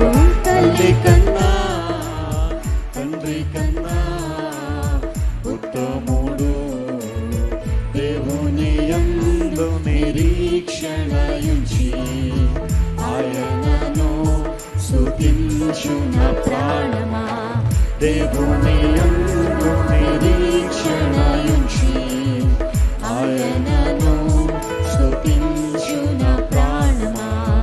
నీకు విరోధముగా రూపించిన ఏ విధాయుధమును వర్తిల్లదు. నీకు విరోధముగా రూపించిన ఏ విధాయుధమును వర్తిల్లదు. శత్రువులు మిత్రులుగా మారుదురు. శత్రువులు మిత్రులుగా మారుదురు. దేవుని యందు నిరీక్షణయుంచి ఆయనను స్తుతించు నా ప్రాణమా. దేవుని యందు నిరీక్షణయుంచి ఆయనను స్తుతించు నా ప్రాణమా. ప్రేమగల తండ్రి, అనాది కాలం మొదలుకొని నేను మీకు తెలియపరిచినట్లుగా తెలియపరచగలిగిన వారు ఎవరు అని ప్రశ్నించావు. ఆ మాటలో ఉన్న మాధుర్యాన్ని, అర్థాన్ని ఈరోజు మా జీవితంలో మీరు వివరించినందుకు నీకు స్తోత్రాలు. అవునయ్యా, నువ్వు తెలియపరచకపోతే చాలా విషయాలు మాకు తెలియలేదు. కేవలం నీ ప్రేమను బట్టి, నీకున్న దయా సంకల్పాన్ని బట్టి మాకు తెలియపరిచిన నీ ఆత్మీయ సత్యాన్ని బట్టి నీకు స్తోత్రాలు. నీ రాకడ గురించిన వివరాలు అయ్యా, ఈ లోకంలో మేము ఎవరికి భయపడాలో ఆ విషయాన్ని కూడా నువ్వు తెలియచేశావు. రెండంతలుగా మేలు చేస్తాను, ఈ విషయాన్ని తెలుసుకోండి అని మరొక్కసారి మమ్మల్ని అందరినీ ప్రోత్సాహపరిచినందుకు నీకు స్తోత్రాలు ప్రభువా. ఈ వాక్యాన్ని విన్న మా ప్రియులను బలపరచండి, నీ శక్తితో నింపండి. ఆన్లైన్లో కొన్ని వేల కుటుంబాలు ప్రతి ఆదివారం నీ ఆరాధనలో పాల్గొంటూ ప్రభువా, వారు కూడా నీ వాక్యాలు వింటారు, వారు కూడా దీవించి బలపరిచి ఆశీర్వదించండి. మా పట్ల నీకున్న ప్రతి మంచి ప్రణాళికను బట్టి నీకు స్తోత్రాలు చెల్లిస్తూ, అంతా అయిపోయింది అనుకున్న డిఎల్ మూడీ గారి జీవితాన్ని ఈరోజున అనేక మందికి ఆశీర్వాదకరంగా, కొన్ని తరాలు గతించిపోతున్నా ప్రభువా, ఆయన ఒక ఆశీర్వాదానికి కారణంగా మీరు చేసినందుకు నీకు స్తోత్రాలు. రెండంతలు మేలు చేస్తానని మాతో మాట్లాడిన దేవుడు, నీకే వందన స్తోత్రాలు చెల్లించుకుంటూ విన్న వాక్యాన్ని ప్రతి ఒక్కరిలో ఫలింపజేసిన నామాన్ని మహింపరచుకోమని యేసయ్య నామం పేరిట అడిగి వేడుకొనిచున్నాం తండ్రి. గట్టిగా చెప్పండి ఆమేన్.